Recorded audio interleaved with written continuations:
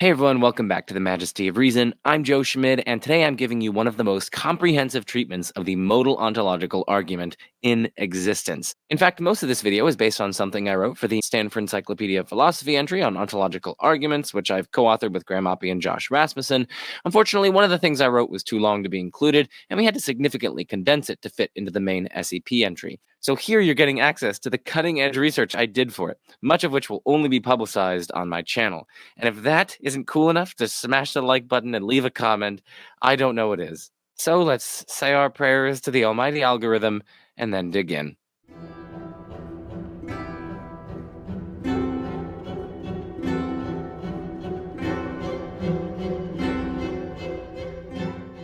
So I have, of course, covered the modal ontological argument on my channel. You can see my ontological arguments playlist.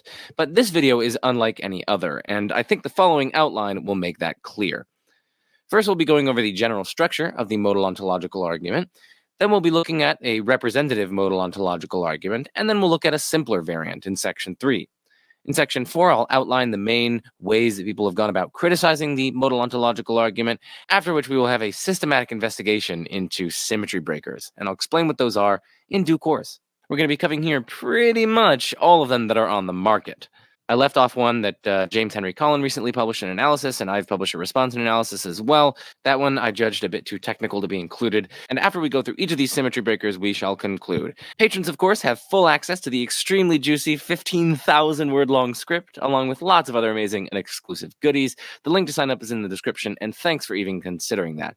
Oh, and a much more condensed version of the script can be found in an unpublished manuscript I uploaded to my Phil Papers profile. This is linked in the description if you want to check it out, but it will assume a lot of background on the part of the reader. By contrast, in this video, my goal is to help explain that background and flesh things out a bit more carefully and clearly for you all. So let's now turn to the script itself. Okay, so first we're looking at the general structure of the modal ontological argument, or MOA for short. Okay, so the modal ontological argument, or MOA, proceeds from God's possible existence to God's actual existence. While different variants of the argument exist, they typically share 4 parts in common. The first part is a characterization of the being to be argued for. Some MOAs focus on a maximally great being, where a being is maximally great if and only if it exists necessarily, and is essentially omnipotent, omniscient, and morally perfect. Other MOAs focus on a perfect being, where a being is perfect if and only if it essentially possesses every perfection or great-making feature, and essentially lacks every imperfection. Intuitively, perfections are, like I said, great-making features to their optimal extent, which is typically, if not always, their maximal extent. Perhaps some plausible examples of perfections will include omnipotence, or being all-powerful, omniscience, or being all-knowing, perfect goodness, being all-loving, and so on, right? Still other MOAs focus simply on God. And the precise characterization at play, the precise characterization of the being to be argued for, that's going to influence the justification of the second and third parts. So let's get into those. The second part that modal ontological arguments have is the possibility premise, which asserts that the characterized being is metaphysically possible. Here we need to take a slight detour to briefly talk about metaphysical possibility. For those curious, I've explained these points in more detail in part 4 of the Common Mistakes series. I have a playlist which contains all the videos in that series, but here's a brief rundown. You can think of metaphysical possibility as what really could have obtained in reality, or what really could have existed, or what really could have been true. It's helpful to think of it in terms of possible worlds, which are just complete or comprehensive ways that reality could have been, down to every last detail. Something is metaphysically possible when it's true or exists in some possible world, some comprehensive way that reality could have been. Metaphysical possibility is different from epistemic possibility. Something is epistemically possible for someone when it might, for all they know, be true. In other words, it isn't like ruled out for their knowledge. You might say like, well, it might, for all I know, be true that Goldbach's conjecture is the case, but it might, for all I know, be false that Goldbach's conjecture is the case. Goldbach's conjecture, by the way, is the currently unproven mathematical conjecture that every even number greater than 2 is the sum of 2 primes. Even though both the truth and falsity of Goldbach's conjecture are epistemically possible in that we don't really know which one of those is the case right now. So there's a sense in which it could be true and it could be false. Nevertheless, as a mathematical truth and as truths about arithmetic, it's not like there's some possible way in which reality could be such that Goldbach's conjecture is true, and then a different possible way that reality genuinely could have been such that Goldbach's conjecture is false. Arithmetical truths, such as that 1 + 1 = 2 and things like that, these are, if true at all, necessarily true. They're true in every possible world, every comprehensive way that reality could be. So anyway, metaphysical possibility is different from epistemic possibility. It's also different from physical possibility. You can think of physical possibility as just being consistent with the laws of nature. So for instance, traveling at 30 miles per hour is physically possible, but traveling faster than the speed of light is not physically possible. Nevertheless, we might think that it's nevertheless really possible in a broader sense to travel faster than the speed of light, since we might think that it's really possible for the laws of nature to have been different. So again, we might think that superluminal speed is metaphysically possible, even though it's not physically possible. In other words, it's physically impossible, but metaphysically possible. Finally, metaphysical possibility is different from logical possibility. Something is logically possible just in case it's not self-contradictory or logically inconsistent. So a proposition is going to be logically possible just in case there's no derivation of a strict logical contradiction solely by applying various rules of inference in a true logical system to the original proposition. In other words, it's not contradictory just by virtue of its form alone, just by virtue of its kind of logical features alone. And a shorthand for this, an easy way to explain it, is just that something is logically possible just in case it's not like self-contradictory or logically inconsistent. We can't derive a contradiction from it. So for instance, it's logically impossible for dogs to both exist and not exist, since that's a contradiction. And of course, it's also metaphysically impossible. But metaphysical possibility is nevertheless different from logical possibility. Water, at least according to most philosophers, water is essentially H2O. It couldn't have been H3O. Then it just wouldn't be water. You'd be talking about a different substance entirely. Yeah, as I say here, it would be some other type of chemical compound. So water being H3O is not metaphysically possible, but it is logically possible, since there's nothing like logically inconsistent or contradictory about water being H3O. Aristotle, after all, was not like contradicting himself when he said that water was a simple element.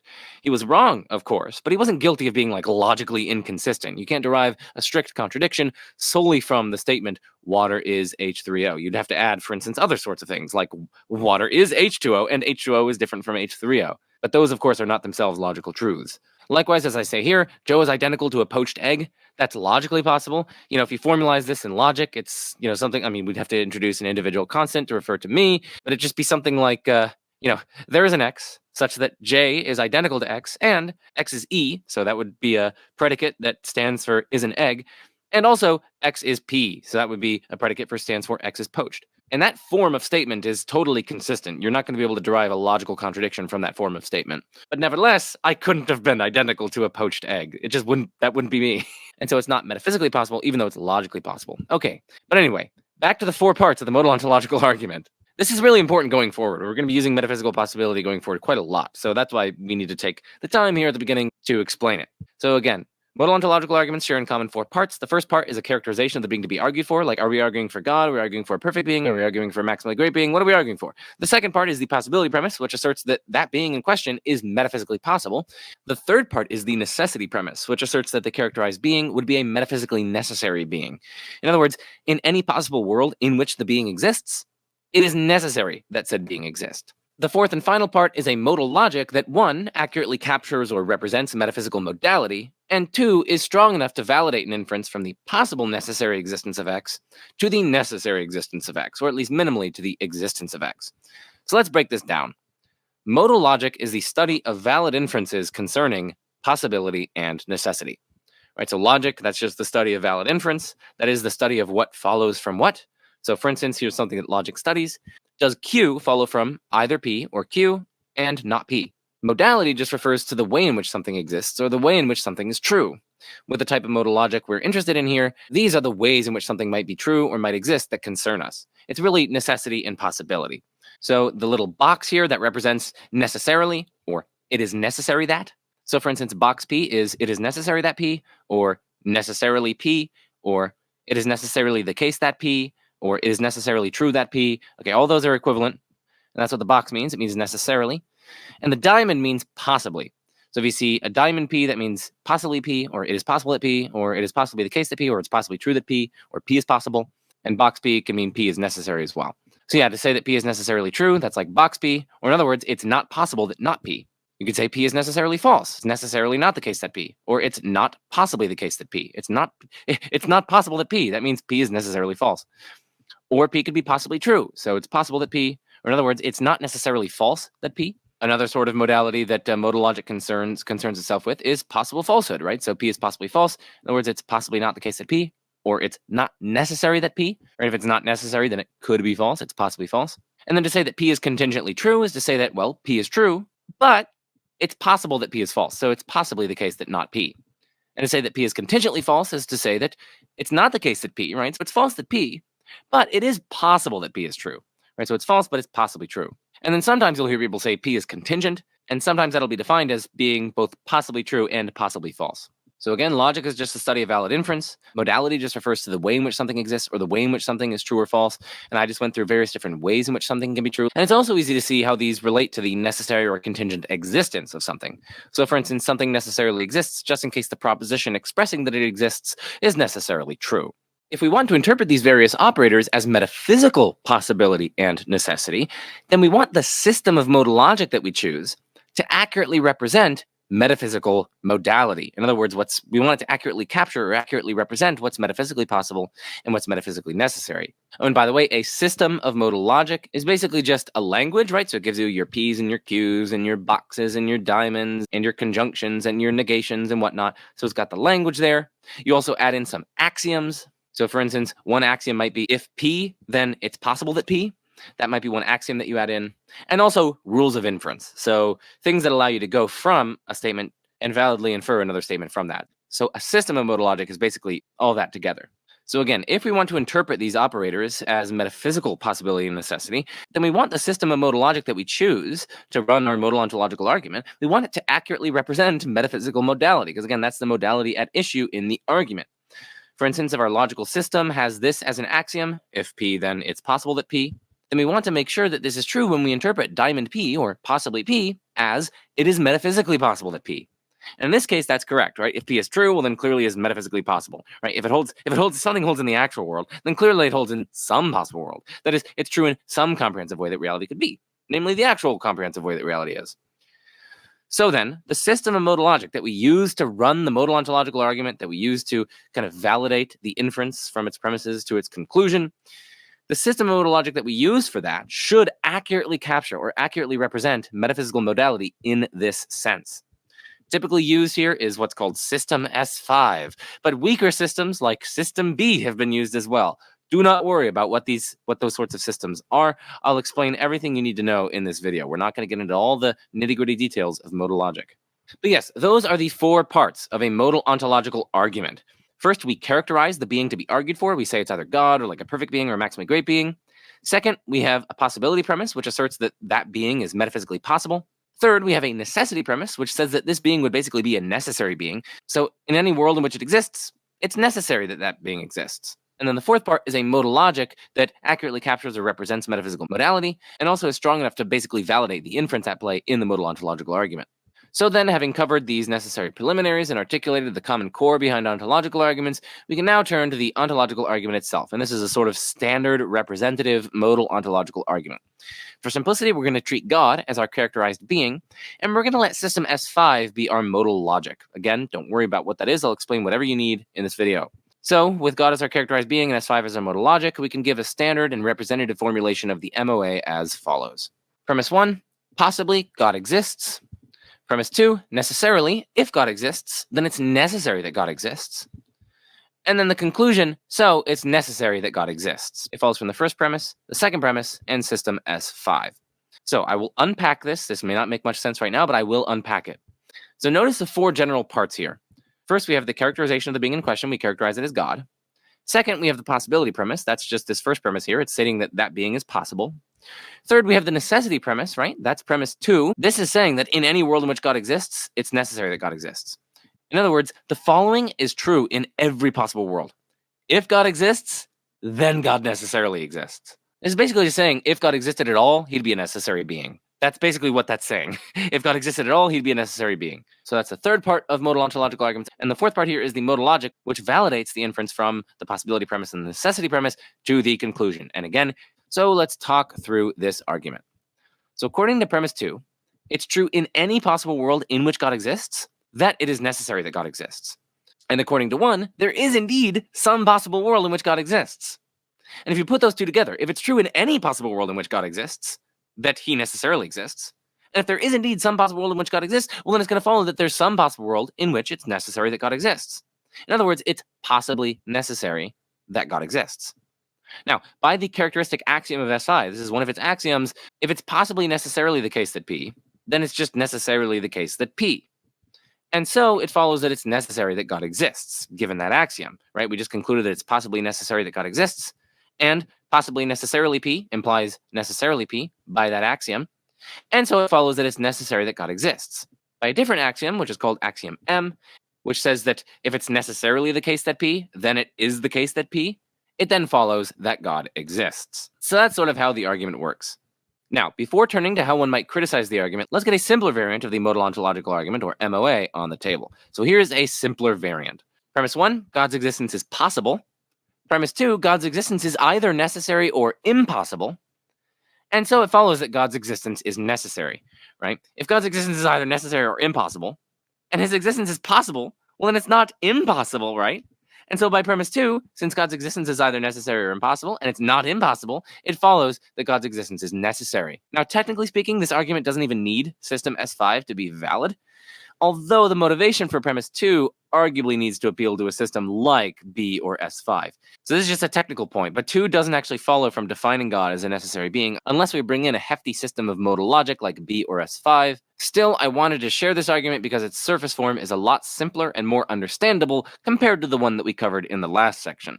Okay, so having covered this simpler variant of the MOA, let's turn to an overview of criticisms of the MOA. So naturally, there are 3 ways to challenge the MOA in its representative form. So remember the representative MOA up here.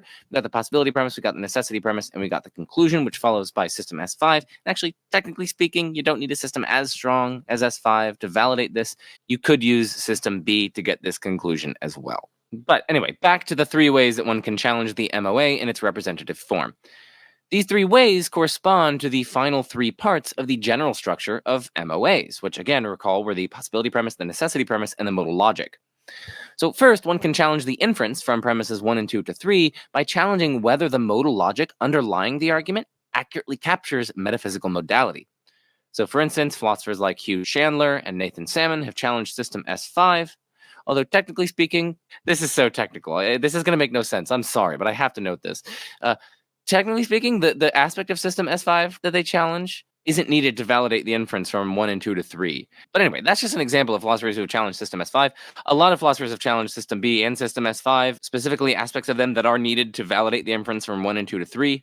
And in fact, there's like a growing literature as of late challenging the metaphysical adequacy of some of these modalogical systems. So I want you guys to at least know, have in the back of your mind, that it is not altogether uncontroversial that the modal logic underlying this argument accurately represents or accurately captures metaphysical possibility and metaphysical necessity.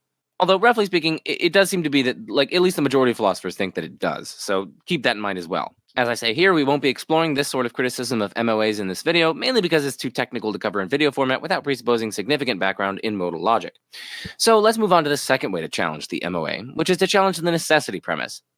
While some characterizations of the being in question, the being that you're arguing for, so for instance, maximally great being as defined earlier, while some such characterizations of the being in question render the necessity premise definitionally true, others actually require substantive argumentation. So for instance, if the characterized being at play is a perfect being, well then the proponent of the MOA must argue that necessary existence is a perfection. Similarly, if the characterized being at play is God, then the MOA proponent must justify the claim that God would be a necessary being if he were to exist. Once again, some philosophers, like Richard Swinburne, have challenged the necessity premise, arguing that God would actually be contingent after all, in the sense of not existing in every possible world. Philosophers of this bent typically have various objections to the very idea of a necessary concrete being. But once again, we won't be exploring this sort of criticism in this video. Instead, we'll be focusing on the third way to challenge the MOA, namely to challenge the possibility premise. So again, broadly speaking, there are 3 ways to challenge the MOA. One is to challenge whether or not the modal logic underlying the argument and validating the argument accurately captures metaphysical modality. The second way is to challenge the necessity premise and say that actually the characterized being in question wouldn't be a necessary being if it existed. And then the third way to challenge it is to challenge the possibility premise. And so the strategy here, the challenge here, could take 2 forms. First, one could argue that the characterized being is actually metaphysically impossible. Dozens of arguments of this sort have been developed in God's case. For a list of those, you can see Philippe Leon's blog post on his Ex-Apologist blog. It's called something like 200 or so arguments against God's existence. Many of these are going to be arguments for God's metaphysical impossibility. Not all of these arguments are arguments for God's impossibility, but many of them are. So for instance, pretty much any of the a priori arguments on there, any of the arguments about conflicting divine attributes, any of the arguments about incoherent individual divine attributes, and so on. And in fact, any argument for God's actual non-existence is thereby an argument for God's possible non-existence, right? And in fact, if we take on the modal logic that is needed to validate the modal ontological argument, God's possible non-existence is going to entail his metaphysical impossibility. So actually, pretty much any argument that concludes that God actually doesn't exist is thereby an argument for God's impossibility. Again, if we grant the necessity premise, which the MOA proponent does, as well as if we grant the background logic needed to validate it, as the modal ontological argument proponent does. But anyway, that's the first way that one could implement this third strategy. One could challenge the possibility premise by trying to argue that, actually, no, God's metaphysically impossible. The second strategy for challenging the possibility premise is by arguing that the possibility premise just hasn't been adequately justified, and so the proponent of the MOA simply hasn't met their argumentative burden. They haven't justified their conclusion that God exists, at least not by this argument. Now notice actually that these two strategies correspond to giving rebutting defeaters and undercutting defeaters respectively for the premise. A rebutting defeater for a premise provides grounds for thinking that the premise is false, whereas an undercutting defeater for a premise simply removes justification for it. For more on these sorts of defeaters and how they're used in philosophy, you can see my video How to Analyze Arguments Like a Philosopher, which is actually one of my favorite videos, in fact. Now, we won't be examining this first strategy in this video since it would take way too long to examine all those dozens of arguments for God's impossibility. Instead, we'll be focusing on the second strategy, since in my view, it's the most serious problem for the MOA. In fact, my own view is that it's a devastating problem for the argument. But don't take my word for it. I want you to think for yourself, to come to your own conclusions here. I'm just here to give you the tools to think critically about these topics with intellectual and moral virtue to the best that you and I can. Whether you agree with my conclusion is ultimately beside the point. My main hope is that you're able to pick up on the various kinds of criticisms and responses and distinctions and dialectical moves that are to follow. The goal here is to give you tools to think about these sorts of things. Okay, so yes, falling into this second strategy under this third way to challenge the MOA is perhaps the most important objection to the MOA, the symmetry problem. So again, the symmetry problem here is falling under this undercutting defeater strategy within the third way to challenge the MOA that I mentioned, which again is to challenge its possibility premise. So this here is an undercutting defeater for the possibility premise, the symmetry problem. So to draw out this problem, consider the following reverse MOA, or RMOA. 1 star, possibly God doesn't exist. Premise 2, which is the same premise as in the original argument. Necessarily, if God exists, then it's necessary that God exists. From which the conclusion 3 star follows that it's necessary that God doesn't exist. Like the original MOA, the RMOA is indeed valid in system S5. Okay, so let me just paste in here the original modal ontological argument so that it's right next to the reverse so I can explain this. So yeah, like the original MOA, the RMOA is indeed valid in system S5. To see this, notice that this first premise of the reverse argument, that possibly God doesn't exist, that's just the negation of this conclusion up here, right? The conclusion up here in the original argument is that it's necessary that God exists. Well, the negation of that is that it's not necessary that God exists. In other words, it's at least possible that God doesn't exist. So this premise here is the negation of the original conclusion, right? And that conclusion followed in system S5 from those two premises, right? So given this first premise, it follows that this conclusion here is false. And hence it follows that at least one of these premises is false, right? Either the first premise is false, or the second premise is false, or both are false. But notice that the second premise is the same in both arguments, right? So again, given the first premise and the reverse argument, it follows that either the first premise in the original argument is false or the second premise is false. So then given that the second premise isn't false, given that it's true, it's going to follow that the first premise up here is false. So then the original possibility premise is false. In other words, it's not possible that God exists. That is, it's necessary that God doesn't exist. So this conclusion actually does follow from these two premises here in the relevant system of modal logic that validates the inference from the first two premises to the conclusion in the original modal ontological argument. And of course, notice that the same sort of reverse MOA crops up for the simpler variant that I presented. Right? Remember, the simpler variant was basically that God's existence is possible, but God's existence is either necessary or impossible. And so since it's not impossible, right, it's possible, it follows that God's existence is necessary. Well, look, we can give a seemingly equally plausible reverse MOA, which says that, yeah, we have the same second premise that God's existence is either necessary or impossible, but we just say in the first premise, instead of saying that God's existence is possible, we say that God's non-existence is possible. And from those two premises, it follows that God's existence is impossible, right? After all, if God's non-existence is possible, it follows that God's existence is not necessary, right? Because it's possible that he doesn't exist. And so, given that God's existence is either necessary or impossible, and given that it's not necessary, it follows that it's impossible. So this argument, too, is valid. Now, returning back to the representative reverse modal ontological argument up here, notice that its conclusion is incompatible with the conclusion of the original modal ontological argument, which that it's necessary that God exists. And this is saying that it's necessary that God doesn't exist. So these conclusions are incompatible with one another. And yet they share the same second premise. And so assuming that second premise is true, the first premises in the arguments are incompatible. In other words, the possibility premises, or the original possibility premise and the reverse possibility premise, in other words, 1 and 1 star, they're incompatible. And going forward, I'm going to refer to the original possibility premise that possibly God exists. I'm going to refer to that as premise 1, and I'm going to refer to the reverse possibility premise. In other words, the premise that possibly God doesn't exist, I'm going to refer to that as premise 1 star, okay? So yeah, those two possibility premises, premises 1 and 1 star, they're incompatible. And yet they seem epistemically on par. It would just seem intolerably arbitrary to privilege one over the other absent some further justification or further considerations. What we need is some principled reason favoring one over the other. That is, a consideration that breaks the epistemic symmetry between them. In the absence of such a symmetry breaker, however, the MOA is just totally dialectically ineffective. It's just totally toothless. It doesn't have any convincing or persuasive power whatsoever. Quite clearly, if you don't already accept the claim that God exists, well, then you won't agree that premise 1 is more acceptable than premise 1 star, absent some symmetry breaker. So, without a symmetry breaker, the MOA makes no headway whatsoever in the dispute between theists and non-theists.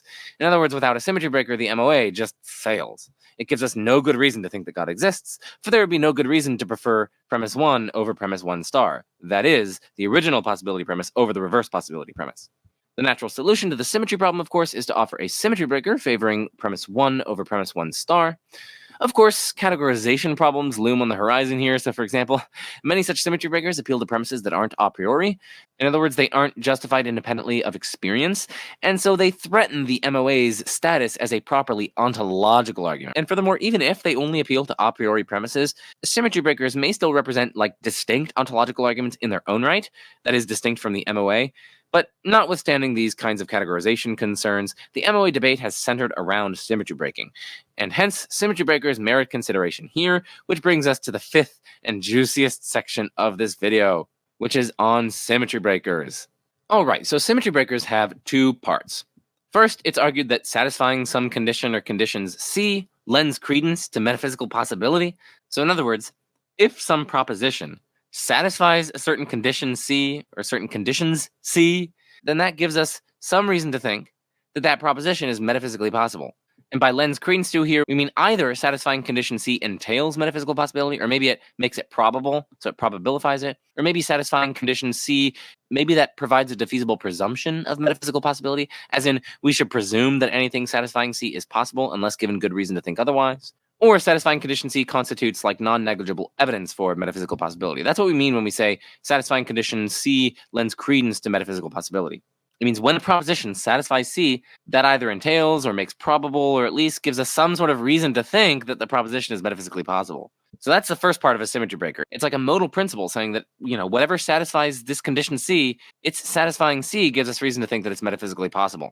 And then the second part of a symmetry breaker argues that the proposition that God exists, or something that entails God's existence, satisfies C, right? So we have good reason to think that God is metaphysically possible, whereas the opposite claim that God doesn't exist, and moreover, anything that entails God's non-existence, those do not satisfy C. And so, right, the satisfaction of C would be providing a kind of epistemic symmetry breaker. It would be giving us a reason to think that God's existence is possible, because again, it satisfies C, and satisfying C gives reason to think something is metaphysically possible, which doesn't transfer or transmit over to the reverse possibility premise, because the proposition that God doesn't exist doesn't satisfy C. And so we don't have such a reason, afforded by the satisfaction of C, to think that God's non-existence is metaphysically possible.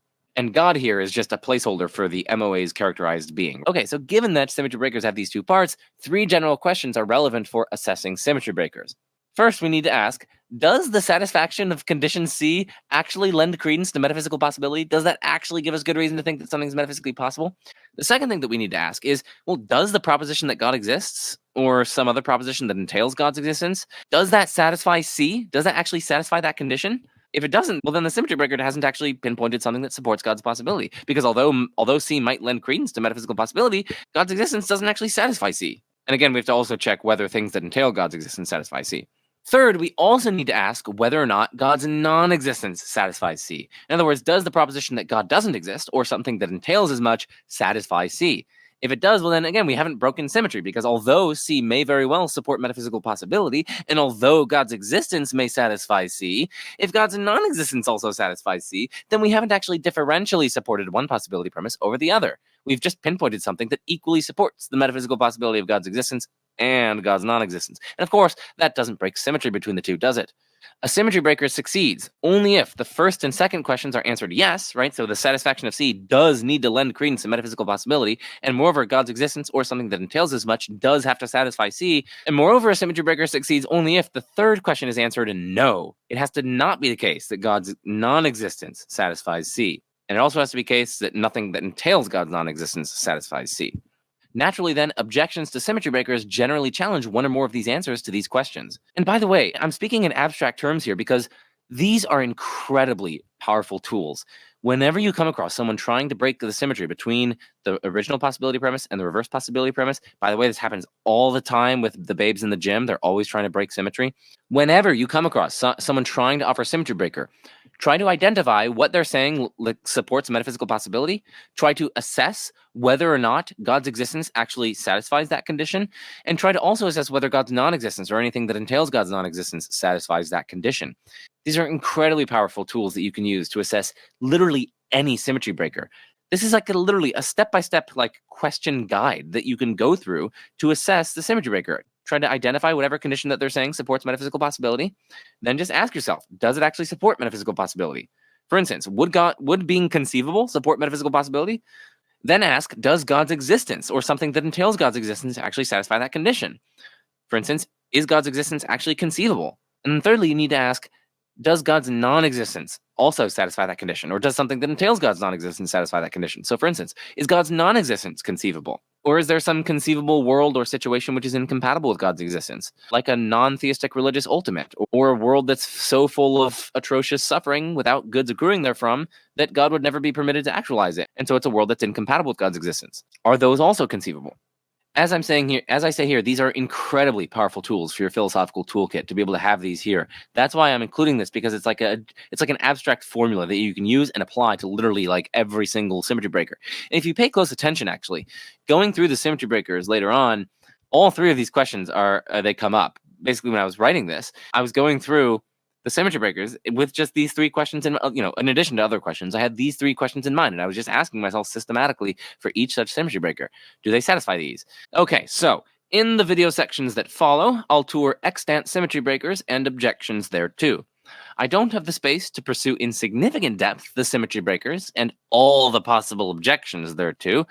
The goal is simply to survey the central arguments and objections in this area, as well as offer many of my own novel criticisms in here. As always, the dialectic can and does extend further. The interested listener is urged to follow the references in the Phil Papers document linked in the description.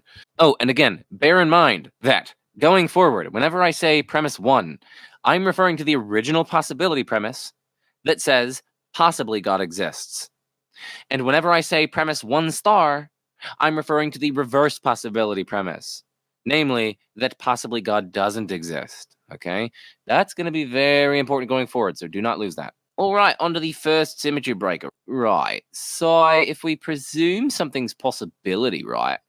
Okay, so here's the symmetry breaker. Gottfried Wilhelm Leibniz famously said that we have the right to presume the possibility of every being, and especially that of God, until someone proves the contrary. And so, given this presumption of possibility that, we should basically presume the possibility of something, unless we're given reason to think otherwise, we should then accept premise 1 unless given reason to reject it. We should accept that God's possible.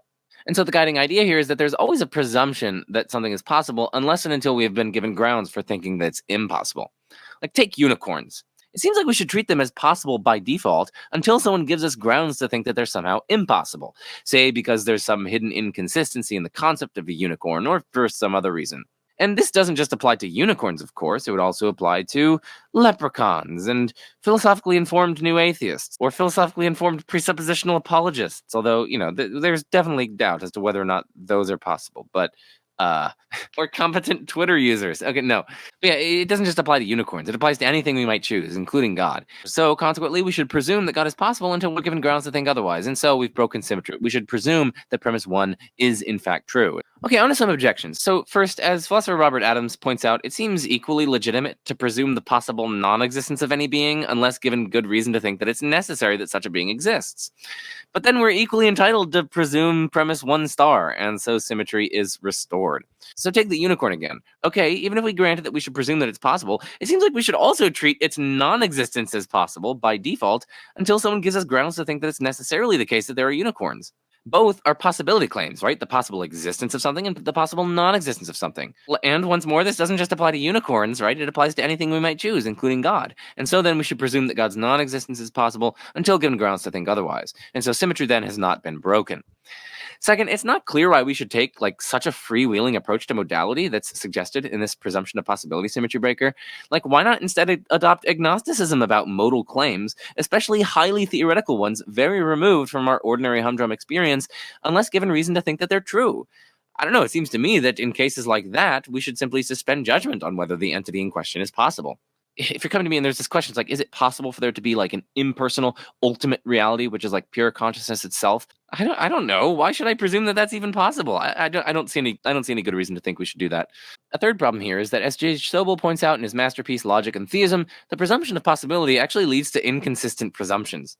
Consider a no-no, which for listeners, that's not like no-no as in N-O-N-O, it's no-no as in K-N-O-W, and then shortly followed concatenated with NO, so a no-no.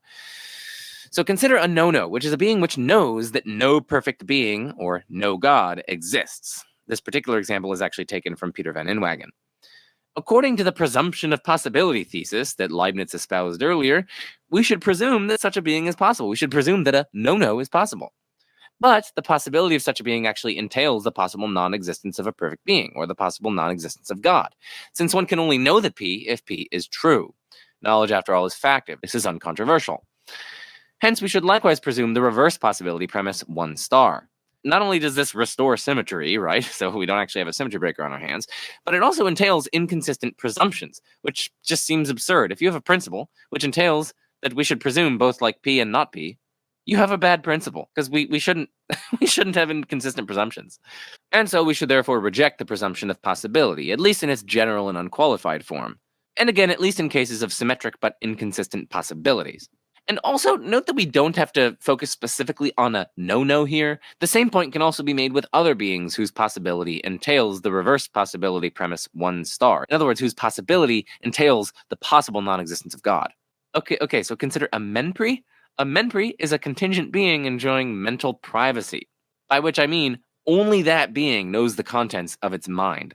Now, if a menpri is possible, well then, a necessarily existent, essentially omniscient being, where omniscience is understood traditionally as knowing all truths, actually turns out to be impossible. Since God, traditionally conceived, is essentially omniscient in this manner, a menpri's existence is actually incompatible with God's existence, traditionally conceived. So we could run the same point in terms of a menpri, and we should be able to presume that a menpri is possible.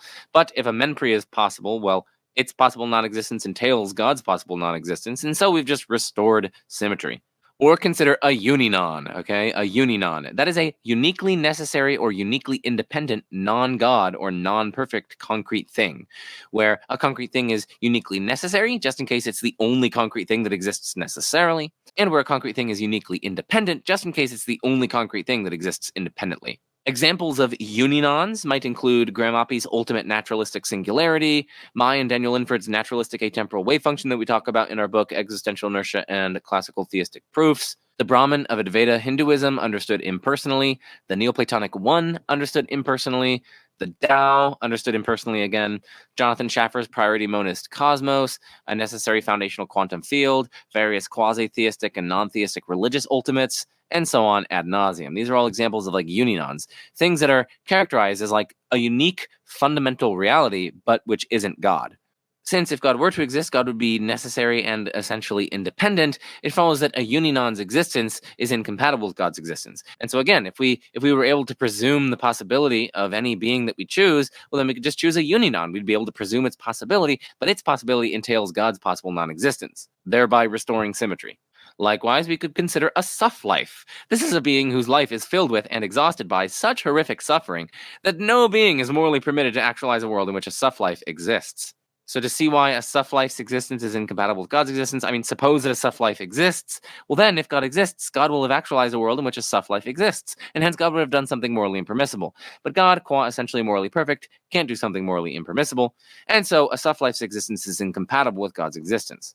And so again, we should be able to presume the possibility of a self-life, and so on. Or instead of self-lives, one could instead focus on unjustified, gratuitous, or unredeemed evils, but it is controversial whether such evils are incompatible with God's existence.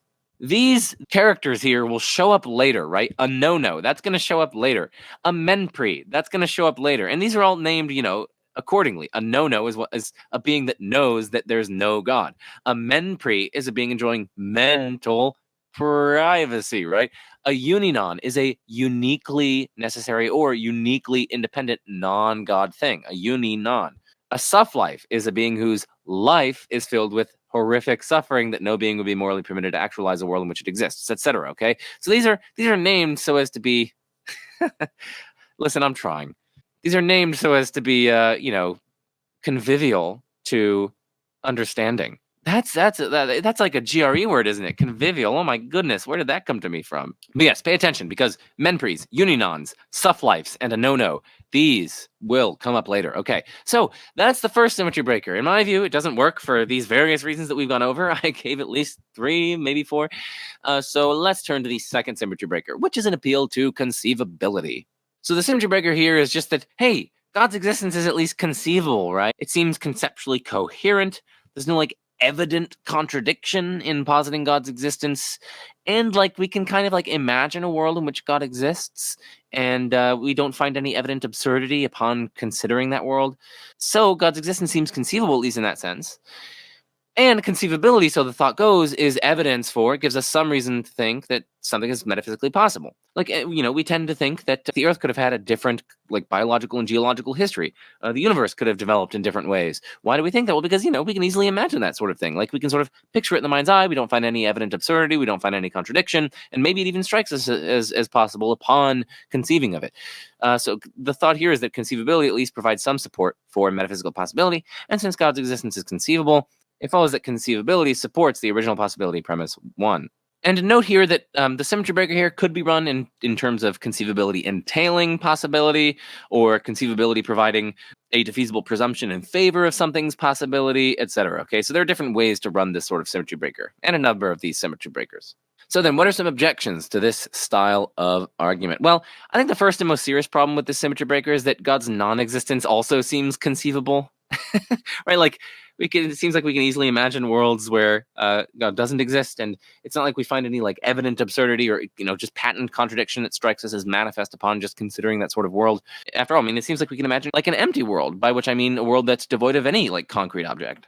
And so, since God's non-existence also seems conceivable, we actually haven't broken symmetry, right? Because conceivability would equally support the reverse possibility premise 1 star. Moreover, even if God's non-existence isn't conceivable, or at least isn't directly conceivable, other things incompatible with God's existence seem conceivable, perhaps no-nos, or menpres, or uninons, or self-lives, or a world containing only an endless ocean of pink shrimp. It's pretty easy to imagine many of these things. There doesn't seem to be any strict logical or conceptual incoherence in them. Many hundreds of millions of people at least believe in some uninons, in fact, for non-theistic religious ultimates. As I say here, it's pretty easy to imagine many of these things. There doesn't seem to be any strict logical or conceptual incoherence in them, and so on. So conceivability, at least understood as either imaginability or conceptual coherence, simply fails to break symmetry between premise 1 and premise 1 star. So that's the first and most manifest problem. The second problem is that it's at least worth noting that it's controversial whether conceivability is good evidence for possibility.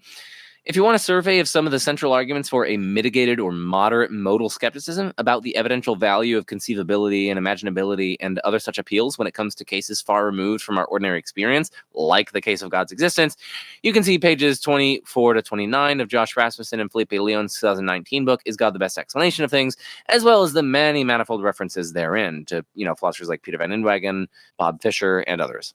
Here's a third objection that one might raise to the conceivability symmetry breaker, and it's just sort of questioning the claim that God's existence is conceivable. One way you might do that is at least those in the apophatic tradition, they might reject that God is conceivable. Perhaps God is so transcendent or wholly other that he cannot be conceived. And at least under some prominent accounts of conceivability, which understand conceivability as a kind of sensory imaginability, it actually seems correct that God's existence is not conceivable. And that's because God doesn't have like sensory qualities like color and shape and sound and taste and so on, which would be the objects of sensory imagination.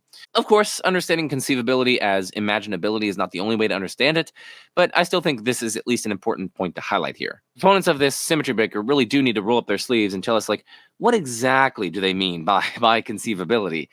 And at least as far as I can tell, pretty much any understanding of conceivability is going to fall to one of these objections. It's either going to equally be the case that God's non existence is conceivable, or at least that something incompatible with God's existence is conceivable. Or if we have an account of conceivability on which those don't hold, in my view, those accounts are also going to be ones according to which God's existence also isn't conceivable. And again, there's also the point that it's controversial whether conceivability is good evidence for possibility in contexts remote from ordinary experience. So that concludes the second symmetry breaker. On to the third symmetry breaker, the Deontic symmetry breaker. And I've got a short and sweet description here. God is defined as a most perfect being. That's what we're talking about when we're talking about God. But a most perfect being ought to exist. So God ought to exist. But what ought to be the case is at least possibly the case. Ought, after all, surely implies can. Hence, God possibly exists. And so, premise one, the original possibility premise, is secured. Atheists have been debunked. They've been confounded. They've been intellectually discombobulated. They're going to go complain to their sky mommies that they've been refuted, rebutted. All capital letters, rebutted, right? That's important. So the first objection to this symmetry breaker is that it doesn't seem true in general that ought implies can. After all, some racists might be so blinded by bias that they genuinely cannot give people of a certain race proper consideration for a job application, but it still seems true that they ought to give people of that race proper consideration.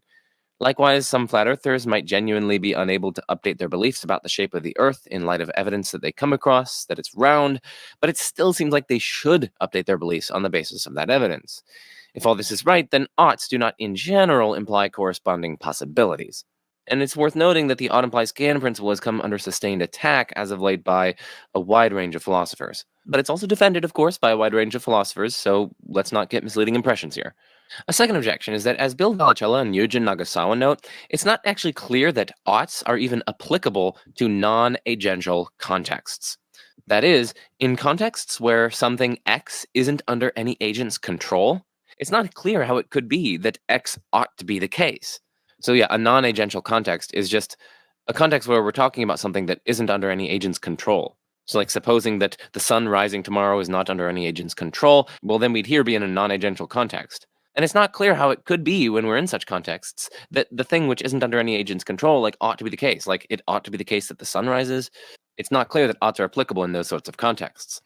Relevant here is the distinction between deontic properties, which are properties of obligation and permission. So think of things like rightness and wrongness and oughtness, etc. on the one hand, and on the other hand, evaluative properties, which are properties of value and disvalue. So things like goodness and badness, etc. While evaluative properties are plausibly instantiable in non-agential contexts, so while they can plausibly be instantiated in non-agential contexts, it's contestable whether deontic properties can be instantiated in non-agential contexts. As Vallicella puts the worry, every state of affairs that ought to be or ought not to be necessarily involves an agent with power sufficient to either bring about or prevent the state of affairs in question. But if deontic properties are inapplicable to non-agential contexts, then it's not true that God ought to exist, right? After all, there's no agent with the power to bring about or prevent God's existence, and so the context at hand is non-agential. A reply to this worry might appeal to our ordinary and seemingly meaningful practices of attributing deontic properties in non-agential contexts, but one might respond in turn that such attributions are often and perhaps always either implicitly or explicitly evaluative in nature, and that those attributions of deontic properties, if any, that aren't evaluative in nature are perhaps best interpreted as such. So yeah, someone who is replying to this objection could say something along the lines of, no, like it does seem that oughts are applicable to non-agential contexts. Consider a fawn dying in a forest fire that wasn't caused by any agent and that couldn't be preventable by any agent. Even still, they might say, it seems plausible that this fawn ought not be suffering. And arguably there is a modicum of plausibility to that sort of response to this objection. But there is a counter rejoinder that, well, listen, when we're saying that the fawn ought not be suffering in the forest fire, really what we're doing is making an evaluative claim. What we're getting at is evaluative in nature. We're saying it's bad that the fawn is suffering in this sort of way. And evaluative claims plausibly don't imply corresponding possibilities. So, for instance, just because something would be good doesn't follow that it's possible. For instance, consider the following action type: preventing all future holocausts by proving that there are only finitely many numbers.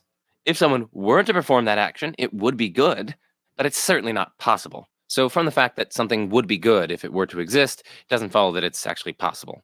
But anyway, that's some exploration of a second objection to the Deontic symmetry breaker. Onwards we march to a third objection to the Deontic symmetry breaker, which is that even supposing that Deontic properties are applicable to non-agential contexts, it's not clear that non-agential oughts imply corresponding possibilities. Right? Consider non-agential oughts concerning what's possible. One might find it plausible that what's possible ought to be different in various ways. Perhaps there ought be no possible world in which holocausts occur, or in which conscious creatures suffer horrors, or what have you. But at least if S5 captures metaphysical modality, then what's possible could not have been different. In other words, if something is possible, then it's necessarily possible. And so one might reasonably reject that non-agential oughts imply corresponding possibilities, since one might reasonably think that what's possible ought to be different in various ways, even though what's possible could not have been different in those ways. A fourth replies that even supposing that non-agential oughts are applicable in non-agential contexts, and even supposing that non-agential oughts imply corresponding possibilities, those antecedently inclined to reject God's possibility will likewise reject that God ought to exist. But then affirming that God ought to exist just seems a bit dialectically inappropriate. If you don't already accept that God is possible, well, then you won't agree that God ought to exist, precisely because, as we're supposing, God ought to exist only if God is possible in the first place.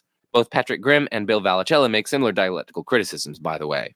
A fifth objection to the Deontic symmetry breaker is that in saying that God ought to exist, the Deontic symmetry breaker seems to assume protheism, according to which things would be overall better if God existed compared to if God didn't exist.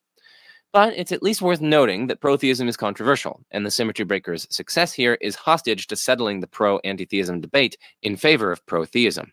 By the way, if you're interested, I actually had Dr. Ryan Mullins on my channel to talk about the protheism-antitheism debate, so check that out if you're interested. A sixth objection is that non-theists can claim, with seemingly equal legitimacy, that some X incompatible with God's existence ought to exist, or ought to occur, or ought to obtain. Since, per the symmetry breaker, oughtness implies possibility, it follows that X is thereby possible. But since X is incompatible with God's existence, that is, any world in which X exists is a world in which God doesn't exist, it follows that God's non-existence is possible. Symmetry, then, is simply restored, rather than broken. Examples of seemingly equally legitimate deontic claims include the following. We might think that, well, hey, because privacy is a great good, a menpre ought to exist, right? A being enjoying mental privacy. But of course, as we saw earlier, a menpre is incompatible with God's existence, at least traditionally understood.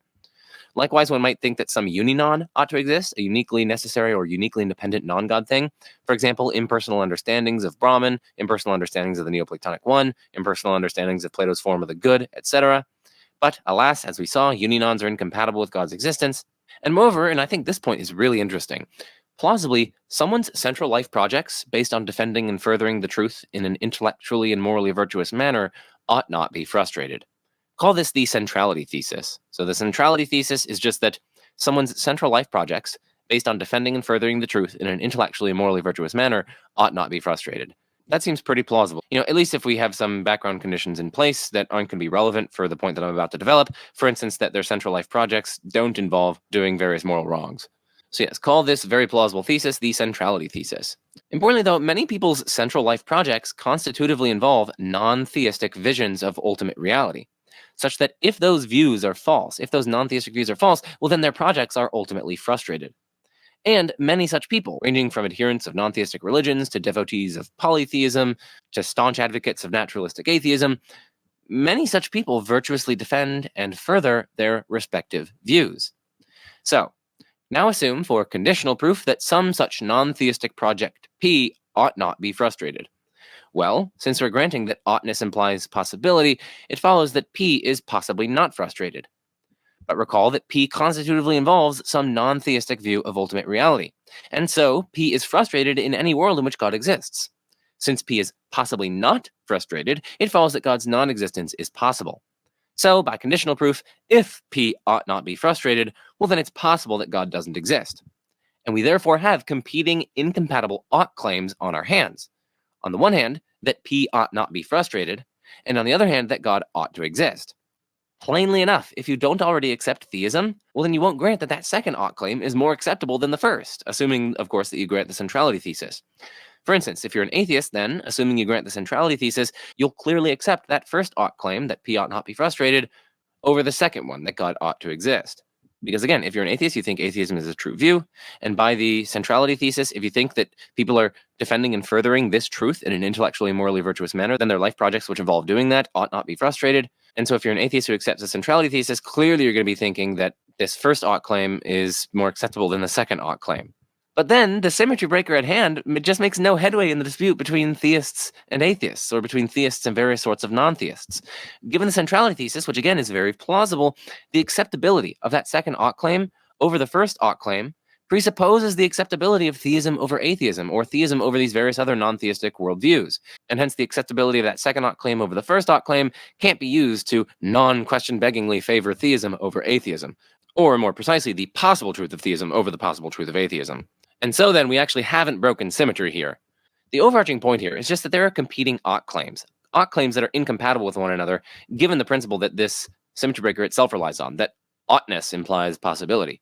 The ought claim that this symmetry breaker relies on is that God ought to exist, but there are lots of competing incompatible ought claims. And it's not at all clear why we should prefer the ought claim in the symmetry breaker over the competing ones. And in fact, as I just explained, it seems like saying that we should prefer the ought claim in the symmetry breaker over at least one of the competing ought claims is simply a dialectically ineffective move. It presupposes that theism, or at least the possible truth of theism, is more acceptable than atheism, or at least the possible truth of atheism.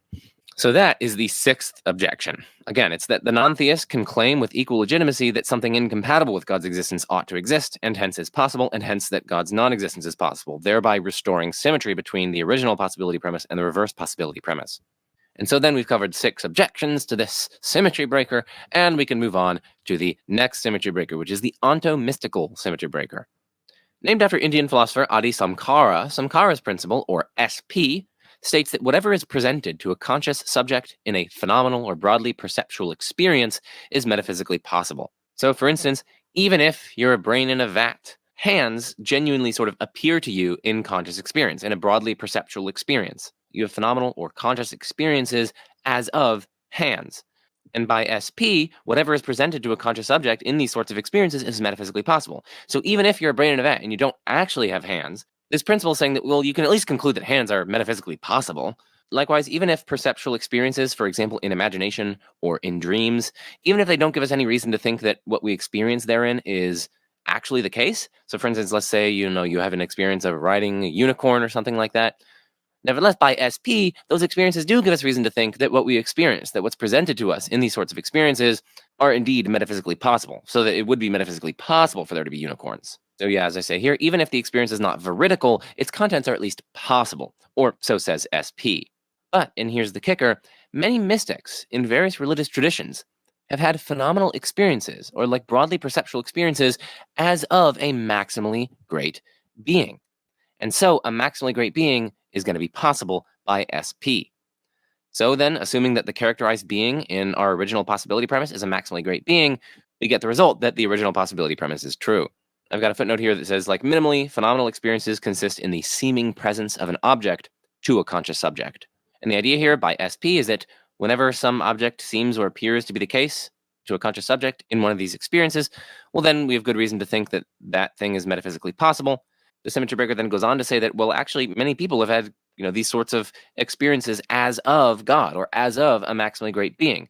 God seems or appears to present to them in some of these experiences. By SP, we then have reason to think that God is possible, and so then we get that God is possible, or that a maximally great being is possible, and then that delivers the original possibility premise 1.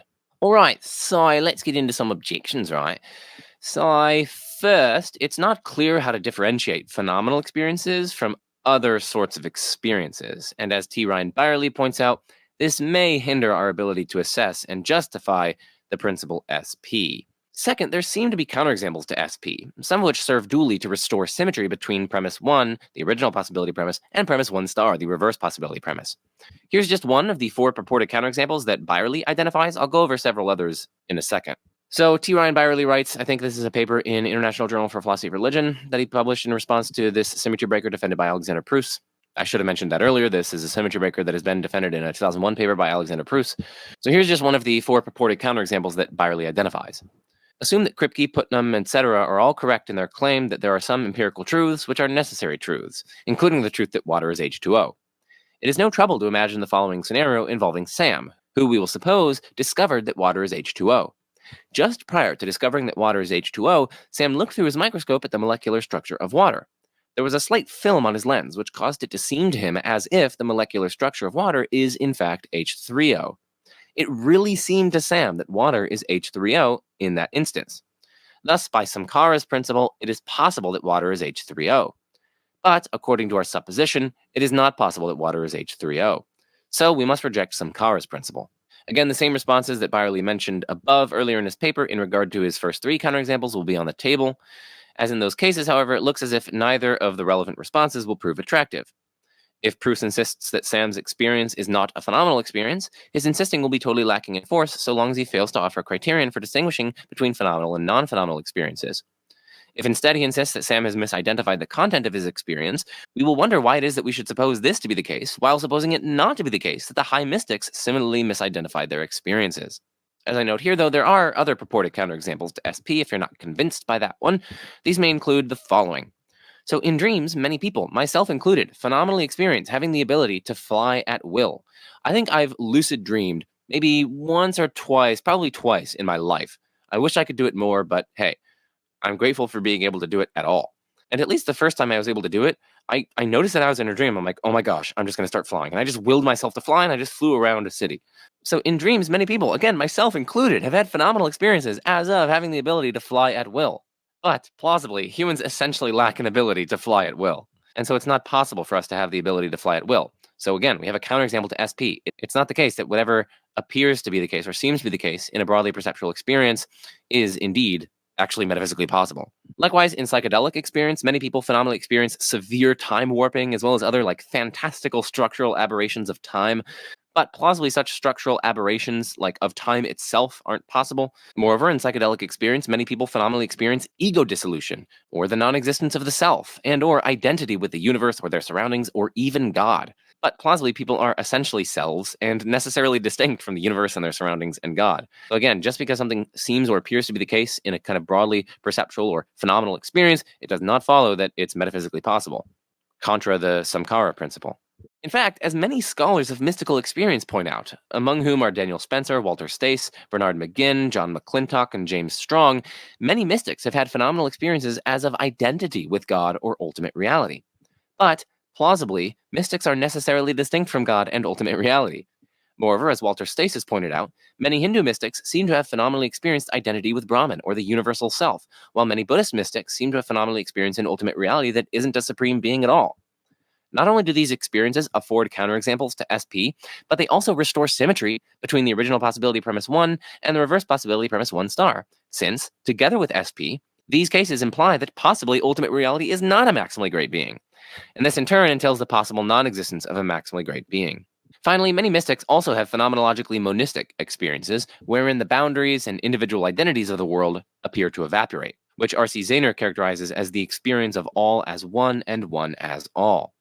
But one might think that this sort of monism just isn't metaphysically possible.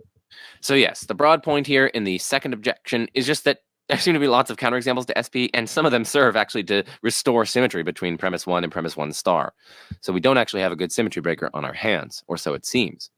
A third objection is that humans aren't terribly reliable at correctly identifying experiences as of modal properties, which may actually undercut the symmetry breaker's reliance on the claim that mystics have experienced a maximally great being specifically, or God specifically, because maximal greatness, if you recall, by definition includes the modal property of necessary existence. Even if, these mystics have had experiences as of a very great, loving, ultimate being which is extremely powerful, much more powerful than oneself, etc., and they feel super dependent on it or whatever, that's very different from having experience as of the necessary existence of this sort of thing. But then it's hard to claim that their experiences are experiences as of God specifically, or a maximally great being specifically, as opposed to just a being that is merely really, really great, really, really powerful, a being upon which they depend, even though it doesn't exist necessarily. And so then this challenges the symmetry breaker's claim that mystics have indeed had phenomenal experiences as of God specifically, or a maximally great being specifically, and thereby challenges the symmetry breaker itself. A fourth objection is that, as Yujin Nagasawa has pointed out, it's dubious that mystics have had experiences as of a maximally great being. It is dubious, for instance, that mystics can phenomenologically differentiate. So, like, from the first-person point of view, from the way that things seem, it doesn't seem plausible that mystics can differentiate between, on the one hand, an experience as of an essentially omnipotent, omniscient, and morally perfect being that exists in all possible worlds, and on the other hand, experiencing an essentially omnipotent, omniscient, and morally perfect being that exists in all but one remote possible world. And so then, it's just not very plausible that mystics have had experiences wherein it genuinely appears to them to be the case that it's God specifically, or maximally great being specifically, that is presented to them, as opposed to just a merely omnipotent, omniscient, morally perfect being, even though it may exist contingently. And if that is the correct description of what genuinely appears to them in their mystical experiences, well, then we don't actually have support for the original possibility premise, right? That possibility premise needs to support the claim that it's possible that God specifically exists, or that a maximally great being specifically exists. Similarly, Nagasawa points out that it's dubious that mystics can sort of phenomenologically differentiate between experiencing an omnipotent being on the one hand, and on the other hand, experiencing a being that's nearly omnipotent. It's extremely powerful, except for, say, its inability to perform some trivial task. So yeah, it just seems dubious that mystics have had experiences as of a maximally great being, or God specifically, rather than having a more nondescript or less specific apparent object of their experience. A fifth objection to the symmetry breaker is that many commentators argue that mystical experiences are far more amorphous and less content-specific than Proust's characterization lets on. To characterize the object of such experiences as God, or a maximally great being, is to invoke background theological beliefs and thereby to read something into the experience. One is thus giving an interpretation of the experience which goes beyond what the phenomenological content of the experience itself warrants. So, what actually appears or seems in the conscious experience itself. A sixth and final objection is that there may actually be phenomenal experiences as of God's absence or non-existence, or else something that plausibly implies God's non-existence. For example, the ultimate absurdity of life and existence more generally, the intrinsic impermissibility of anyone allowing certain horrors to obtain, the indifference of reality to one's flourishing and languishing, and so on. And so on. Given SP, the contents of such experiences are at least possible, and hence God's non-existence is possible. Symmetry might therefore be restored by another route. All right, 6 objections down to that symmetry breaker. Onwards we march to the next symmetry breaker, which is another one from Proust, this one coming from a 2010 paper, and it's based on motivational centrality. And of course, I have to be very brief in explaining these symmetry breakers themselves. If you want to look further into them, you can find the references or resources at the end of the document in the filled papers link in the description. So the symmetry breaker here runs as follows. If belief that P is motivationally central to the flourishing and intellectually sophisticated lives of individuals and communities, well, then probably P is possible. So, for instance, that belief that, we should help the poor or whatever, plays a central role in motivating various actions within the lives of flourishing and intellectually sophisticated people and communities. And given that, this principle says that, well, probably that claim is at least possible. Namely, the claim which is motivationally central to these flourishing and sophisticated lives of individuals and communities. And that claim, recall in this example, is that we should help the poor, or that it's good to help the poor, or whatever. That's probably at least possible. Or consider this from a different angle. If P is impossible, well, then it seems pretty likely that P isn't going to be central to motivating various actions that constitute flourishing and intellectually sophisticated lives. Like the belief in 1 + 1 being 4. That's not going to be motivationally central to flourishing and intellectually sophisticated lives. Similarly with, the belief that water is H3O, or that humans have the ability to fly, or most other sorts of impossibilities that you might choose. So then, if we find that a belief is indeed motivationally central to these flourishing and sophisticated lives in individuals and communities, well, then we can conclude that that belief is probably at least possible. But, and here's the kicker, belief in a maximally great being has been motivationally central in precisely this way. Belief that God exists and various things that God wants of us, that seems to be motivationally central to various flourishing lives throughout all of history. So then, by that principle, it follows that probably a maximally great being is possible. And assuming that the characterized being in the original possibility premise 1 is a maximally great being, we can conclude that that premise is at least probably true. Okay, so let's move on to the objections.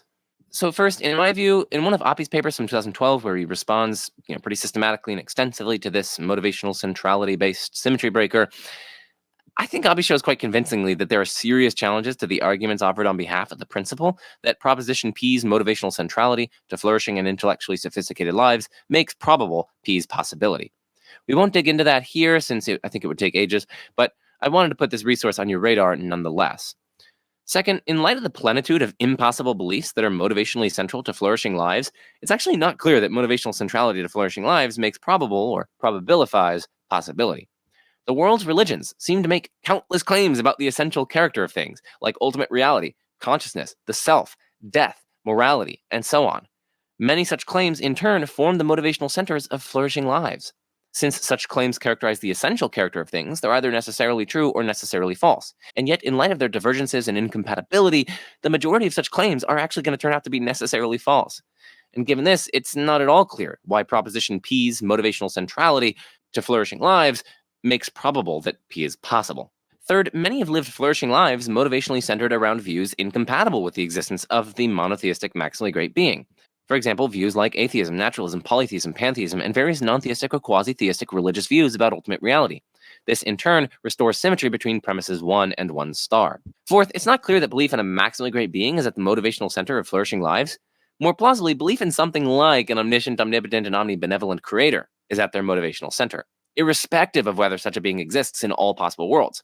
Ordinary religious believers rarely even entertain modal notions like necessary existence, much less center their lives around them. It's questionable then that a maximally great being, or God specifically understood as a necessary being, is at the motivational center of flourishing lives, which again is needed for the symmetry breaker to work. A fifth objection to this symmetry breaker is that, one might argue that having true motivationally central beliefs is a precondition for human flourishing, or more precisely, a precondition for those elements of human flourishing centrally based on said beliefs.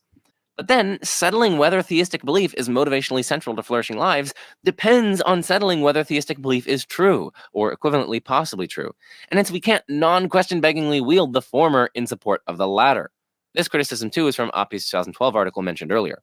Okay, having covered 5 objections to that symmetry breaker, let's move to Godelian symmetry breakers. Godelian symmetry breakers amount to variants of standard Godelian ontological arguments, and I have addressed those arguments on my channel in several places. For example, my videos, 4 ontological arguments in 12 minutes, Graham Oppie responds to Josh Rasmussen's ontological arguments from Anselm to Gödel, etc. These can all be found in my ontological arguments playlist. And by the way, folks, check out my playlists. More generally, they're great. They're the best. Believe me, folks, they're so great. Oh my goodness, they're like the greatest in the world. But anyway, the most basic and standard Godelian symmetry breaker runs as follows.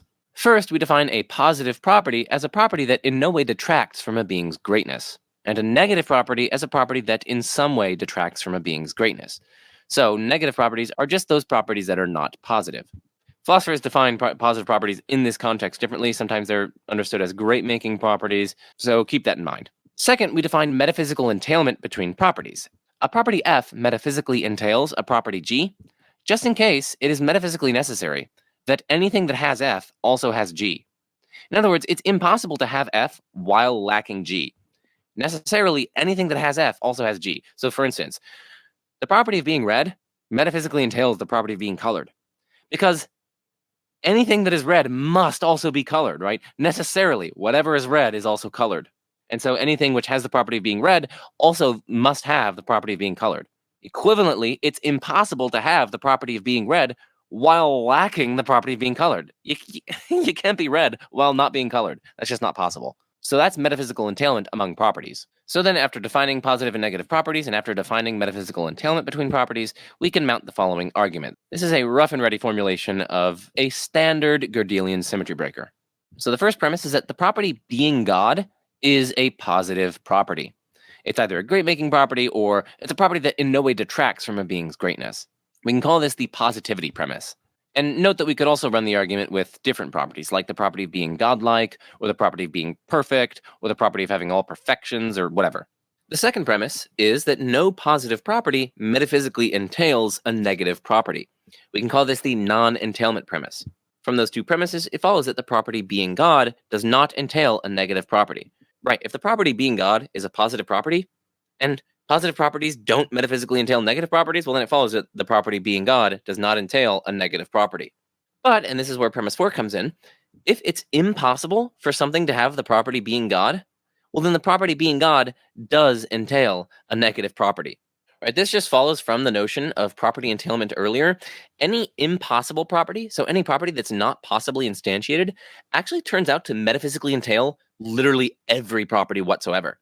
Because remember, a property F metaphysically entails a property G, just in case it's impossible to have F while lacking G.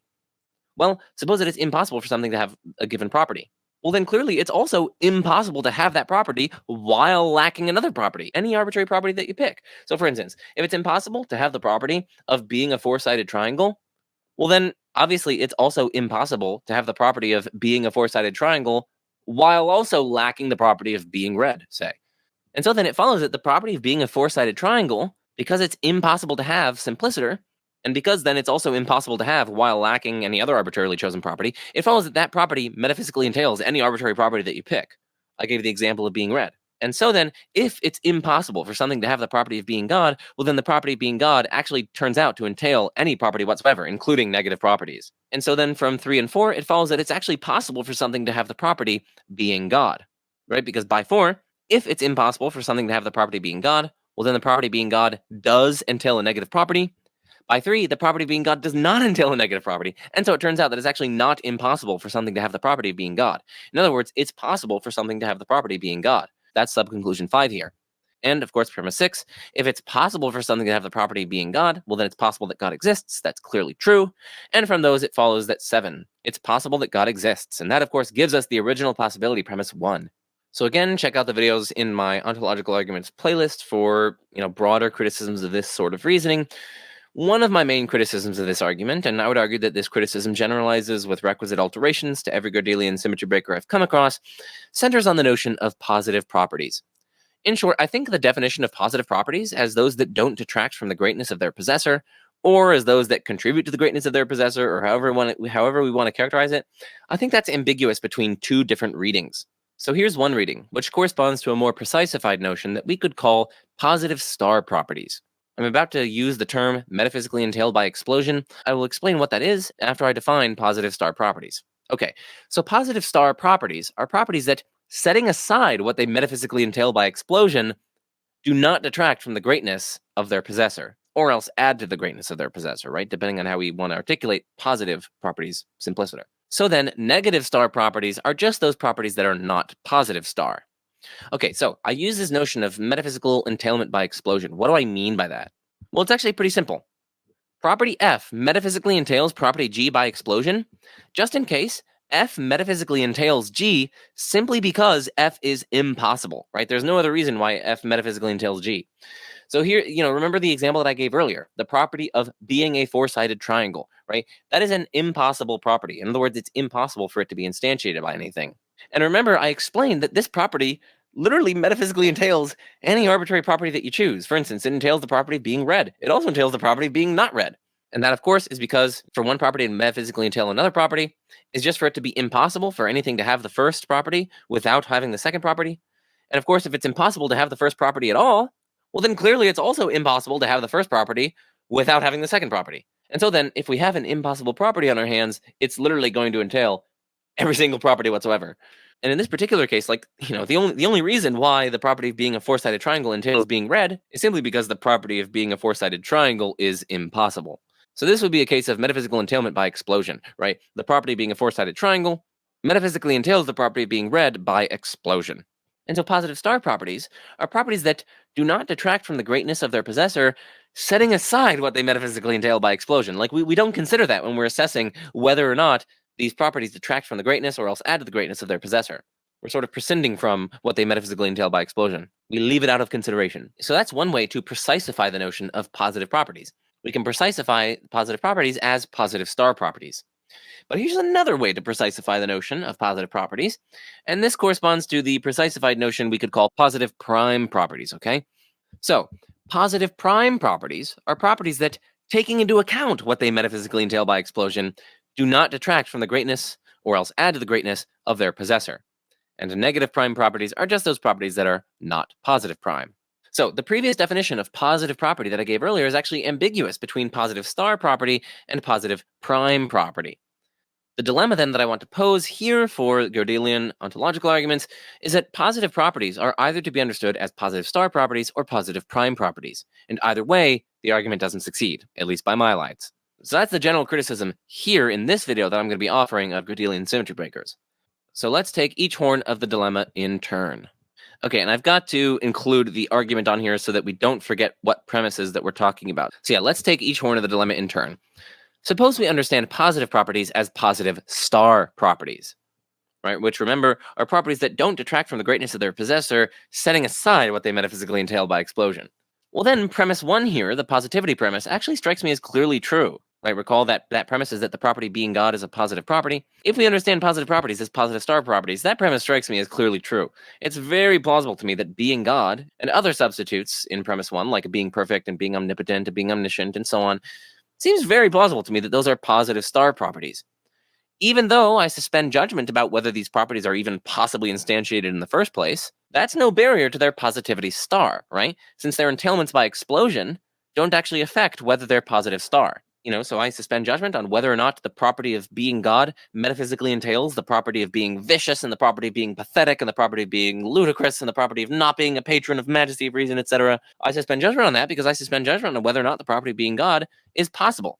And recall, if it's actually impossible, if it turns out to be impossible, well, then remember, impossible properties entail by metaphysical explosion literally any property that you could choose, including negative properties. But recall that if we're talking about positive star properties here, then when we're evaluating whether or not it detracts from the greatness of its possessor, we are setting aside what it metaphysically entails by explosion. And so setting those aside, I do think it's quite plausible that, yeah, if you're God, if you're perfect, if you're omnipotent, and so on, like, those properties aren't going to be detracting from your greatness. In fact, they seem to be contributing to your greatness. So yeah, if we understand positive properties as positive star properties, then yeah, premise 1 seems spot on to me. But crucially, when we use the notion of positive star properties in the argument, premise 2 seems entirely unmotivated to me and also seems dialectically inappropriate to me. Right? Premise 2 is the non-entailment premise, right? It says no positive property metaphysically entails a negative property. If we understand the positive properties in the argument as positive star properties, well, then it's not at all plausible to me that the second premise is true. It's not at all plausible to me that no positive star properties metaphysically entail negative star properties. Because what is it for a property to not metaphysically entail another property? Well, for a property F to not metaphysically entail another property G, it just is for it to be metaphysically possible for something to have F without having G. And it's not at all intuitive or intuitively plausible or pre-theoretically plausible. It's not at all intuitive or plausible to me that every positive star property is metaphysically possibly had without its possessor having a bad-making property. That is a property that detracts from the being's greatness, simply because it's not at all intuitive to me that every positive star property is even metaphysically possibly had in the first place. So, for example, I definitely think that, being God, being perfect, being omnipotent, etc., these are positive star properties. They don't detract from the greatness of a being, setting aside what they metaphysically entail by explosion. But it's not at all intuitive to me that God and perfection and omniscience, etc., are metaphysically possible in the first place. And in fact, it seems to me that I would only be in a position to accept this non-entailment premise if I already granted God's metaphysical possibility, and hence basically already granted theism, given what we know from the MOA.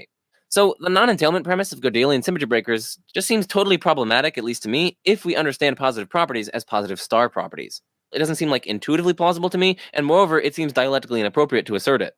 Again, assuming that we understand positive properties in the argument as positive star properties, assuming that's our more precisified notion. So under that horn of the dilemma, it seems to me that the argument doesn't work. But now let's go on the other horn of the dilemma. Suppose we understand positive properties as positive prime properties, which, recall, are properties that don't detract from the greatness of a being, or else add to the greatness of a being, even taking into account their metaphysical entailments by explosion. Well, then, if we do that, it actually turns out that the first premise is no longer plausible to me in the slightest. Right? The first premise is the positivity premise, right? It says that the property being God is a positive property. If we're understanding positive properties as positive prime properties, so that the premise says the property being God is a positive prime property, well, then this premise is not at all intuitive to me in the slightest. So yes, going back here, if we understand positive properties as positive prime properties, then it's not at all intuitive or plausible to me that being God and being perfect and being omnipotent and all the like are positive prime properties. Right? To be sure, I think these are great-making features, ignoring their metaphysical entailments by explosion. But since their metaphysical possibility is required in order to be positive prime properties, I find myself entirely bereft of the intuition that they're positive prime properties. That is, that they're great-making or do not detract from greatness, even when taking into account their metaphysical entailments by explosion. Prior to coming to this argument, I don't know what they metaphysically entail by explosion. I don't know whether or not these are actually metaphysically possibly instantiated in the first place. And moreover, anyone who isn't already convinced of the conclusion of the argument that God is possible, anyone in that position is likewise not going to know what these properties entail by metaphysical explosion. And since asserting that these properties are positive prime does in fact rely on, knowing that they don't entail by metaphysical explosion various bad-making features, it's going to be the case that anyone who isn't already inclined to accept the conclusion is going to be in no position to accept that these properties are positive prime properties. Oh, and as I explain here, the metaphysical possibility of these properties is required in order to be positive prime properties for the following reason. Suppose a property is metaphysically impossible. Well, then, that property metaphysically entails by explosion properties like being vicious, being racist, being vile, being impotent, being bad-making, being negative, and so on. But clearly, anything which metaphysically entails being vicious and racist and vile and impotent and bad-making and negative detracts from something's greatness, right? Anything instantiating it would thereby be very, very nasty. So, if a property is metaphysically impossible, then clearly it's not a positive prime property. Hence, a property's metaphysical possibility is required in order for it to be a positive prime property. And of course, notice that this reasoning is blocked in the case of positive star properties, since in that case we don't take into account what the properties metaphysically entail by explosion. So yeah, again, under this horn of the dilemma, if we understand positive properties as positive prime properties, then once more I think the argument doesn't succeed, because a different premise, namely premise 1, does not strike me as intuitive at all or pre-theoretically plausible at all, and in fact, as I explained, it also seems dialectically inappropriate to me. In that, in order to be in a position to accept that the property being God or being perfect or being omnipotent are positive prime properties, you would already have to be convinced that God, or at least something like God, is metaphysically possible. It seems to me then that either way, however we precisify the notion of positive properties, the argument doesn't succeed. At least one premise is not plausible to me, and moreover, at least one premise strikes me as dialectically inappropriate. And I also don't see any bullet binding in my response here. We can preserve the intuition that being God, being perfect, being omnipotent, etc. are positive by holding that they are indeed positive star, right? In fact, in my view, there's a good case to be made that this is actually what people are intuiting when they claim to intuit the first premise of the Godelian symmetry breaker, that these various properties are positive. I think what they're really intuiting is that, ignoring what they metaphysically entail by explosion, would these properties contribute to the greatness of the being or not detract from its greatness? So listen, I can preserve the intuition that these are indeed great-making features in some sense, or if we want to understand them differently, they don't detract from something's greatness in some sense. But under that sense, a different premise in the Godelian argument strikes me as unmotivated and dialectically inappropriate. And is there any cost in denying, or at least suspending judgment on whether or not these various properties, like being God and being perfect and being omnipotent, are positive prime? I don't see any cost in that whatsoever, since that doesn't strike me as intuitive at all. Once we actually understand and reflect on what we're talking about when we're talking about positive prime properties, I don't have any intuition whatsoever that these various properties are positive prime. So yeah, the basic gist of my response here, and again, there are various other responses that can be given, but the basic gist of my response here is that the property mentioned in premise 1, say the property being God, or the property being perfect, or whatever, it doesn't strike me as positive or great-making simpliciter. I think that's kind of ambiguous. It does seem to me positive or great-making in one sense, namely a sense which sets aside or prescinds from metaphysical entailments by explosion. But it doesn't seem to me positive or great-making in another sense, namely a sense which does not so prescind, which does not so set aside. In that first sense, it turns out that the second premise, the non-entailment premise, turns out unmotivated by my lights and also dialectically inappropriate. Whereas in the second sense of positivity, it turns out that the first premise, namely the positivity premise, turns out unmotivated by my lights and also dialectically inappropriate by my lights. So then it seems to me that there's no sense of positivity in which the argument gives me any reason to sway towards theism. And anyway, for further criticism and discussion of Godelian symmetry breakers, see the videos that I linked earlier. Alright, on to the seventh symmetry breaker, which is the Maximal God symmetry breaker. So, on Yujin Nagasawa's Maximal God thesis, God is understood as the being with the best possible combination of knowledge, power, and goodness, right? So notice that Nagasawa is not sort of saying that God must be omnipotent, omniscient, morally perfect, etc. Under the Maximal God thesis, we're just understanding God as the being with the best possible combination of knowledge, power, and goodness. Maybe that'll be something less than omnipotence, omniscience, and moral perfection. Maybe God is super duper duper powerful and super duper duper knowledgeable. I mean, of course, the Maximal God thesis is compatible with God being omniscient, omnipotent, morally perfect, etc. But it's also compatible with God not being like that. It's just defining God. It's understanding God as the being with the best possible combination of knowledge, power, and goodness. Now, the Maximal God approach to perfect being theism therefore construes God as the greatest metaphysically possible being. But then the possibility of God's existence is simply secured by definition, right? Just by definition. God is a being with the sort of best possible combinations of properties that a being can have. He's the greatest metaphysically possible being. And so by definition, he's metaphysically possible. And so then the possibility premise just falls out of our definition of God. And so, there's no denying that the original possibility premise 1 is true. So that is the symmetry breaker. Basically, if we shift understanding of God towards the Maximal God approach, which is, just viewing God as the greatest metaphysically possible being, it just strictly follows that God's metaphysically possible. in which case we secure the original possibility premise. Okay, what are some objections? There are so many objections. Most of the philosophers who are writing on this specifically and engaging with Nagasawa are not convinced by this move. In fact, they think it suffers from many, many different problems. As I say here, there are many objections that have been leveled to the maximal God approach to perfect being theism. There are worries about what could explain God's precise coordinated combination of degrees of great making properties from Mark Murphy. There are worries about whether there is even a uniquely best possible combination of great making properties. These worries are pushed by Mark Murphy, Graham Oppy, Jonathan Quanvig, Andrew Bailey, and others. After all, why think that there's a uniquely best possible combination of great making properties? Right? Like the Maximal God thesis says that God is understood as the being with the best possible combination of knowledge, power, and goodness. Well, what if there are many different combinations of knowledge, power, and goodness with different levels of knowledge and power and goodness? So maybe knowledge is maxed out on one of them, but power and goodness are slightly lower in that one. But then there's another one which power is maxed out and there's slightly less knowledge and goodness. Maybe there's another one where goodness is maxed out and there's slightly less knowledge and power. Maybe these are all tied for being the best possible combination of the relevant great making properties. There are also worries about whether there is even a best possible combination of great making properties that don't reach their intrinsic maxima. Maybe it's impossible to have, knowledge, power, and goodness to their absolute maximum, but maybe for any degrees of knowledge, power, and goodness below the maximum, you can always get a slightly better one. Imagine the maximum of knowledge, power, and goodness. Their levels are 10, 10, and 10, right? So the maximum will be 10, 10, and 10. And maybe, as Nagasawa is open to, maybe it's not possible to have all of those properties to their maximum extent. But given that, why would you think that there's even a best possible combination of great making properties that don't reach their intrinsic maxima? Maybe for anything lower than 10, 10, and 10, you can always get a better combination. So something like 9.999999 for each one. But you could always get 9.9999999, right? So you could always get a slightly better combination of knowledge, power, and goodness. Again, among the possible combinations that don't reach their intrinsic maxima. This worry is pushed and expounded upon in much more detail by Graham Oppy, Jeff Speaks, Tyrone Goldschmidt. There are also worries about implying polytheism by Tyrone Goldschmidt, and so on. So there are lots of just independent objections that have been leveled to this maximal God approach to perfect being theism. But let's set those aside. This is mainly just to make you guys aware of the various resources and philosophers who have pushed these objections. Now let's get on to other objections to the symmetry breaker.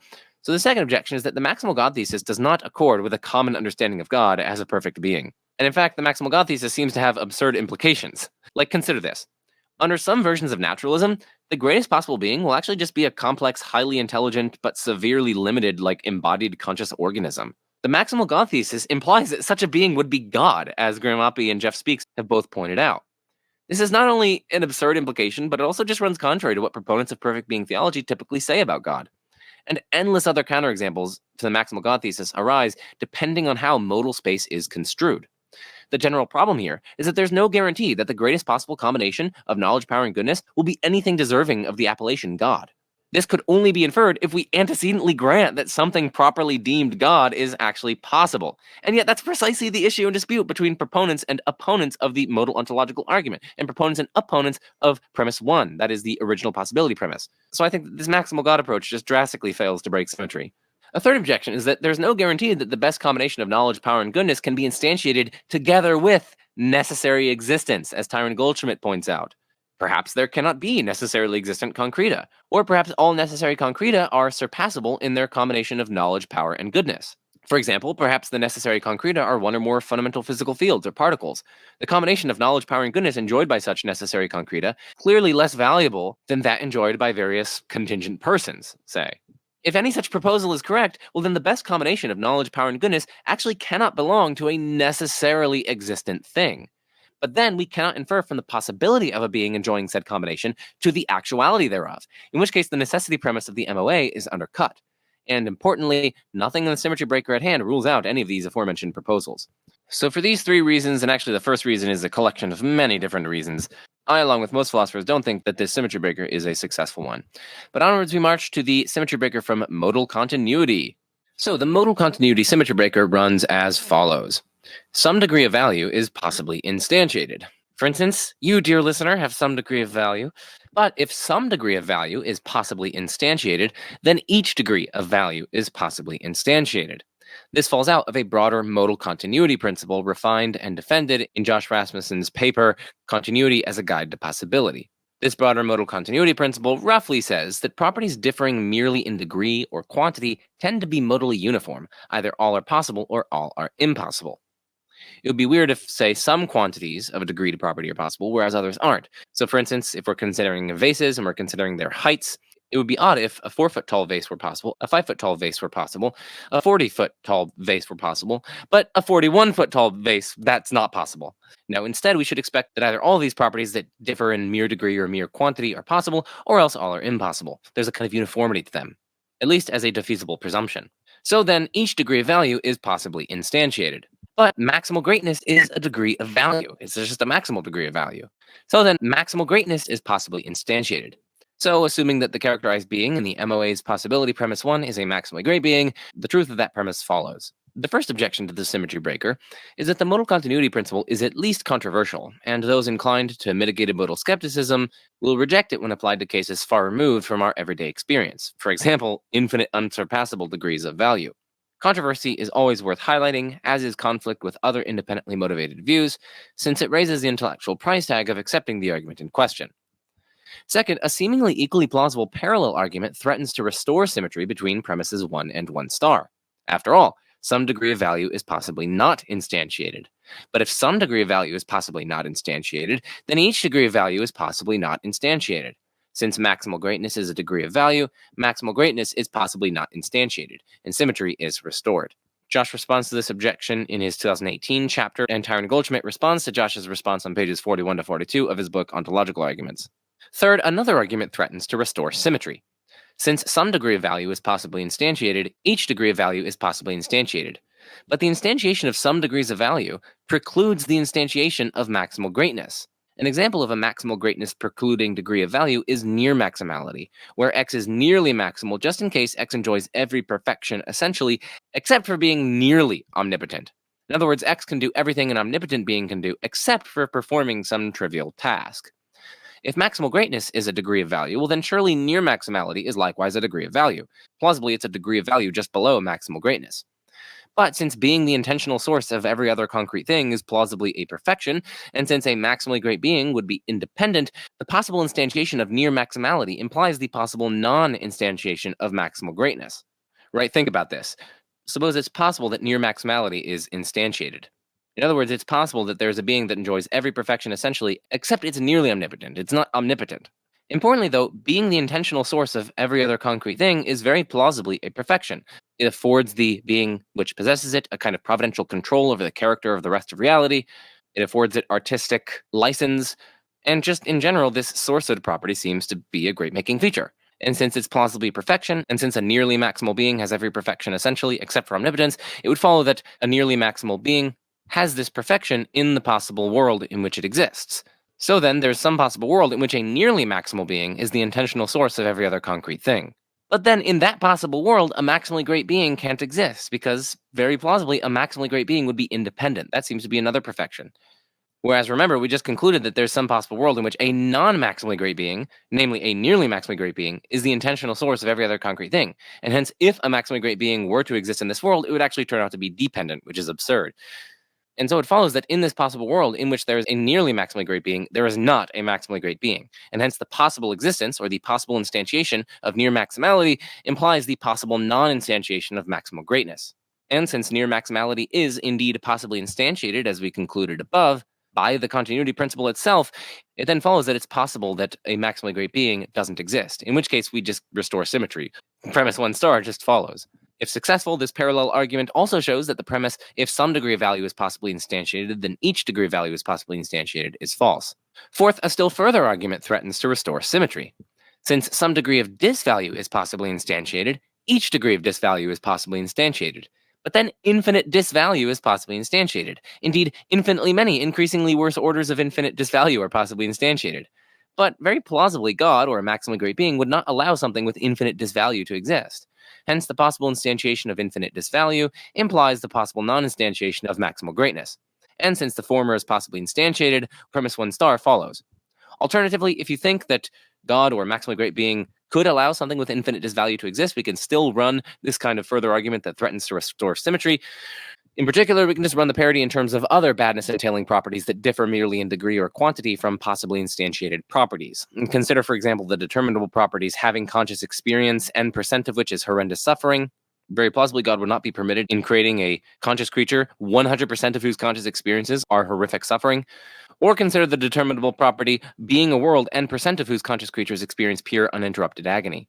Again, for some sufficiently high number, such that that number is basically every other being apart from God experiencing pure uninterrupted agony, it seems like God couldn't allow that sort of property to be instantiated. So that's a fourth objection. A fifth objection is that the modal continuity principle is especially questionable in cases of infinite quantities.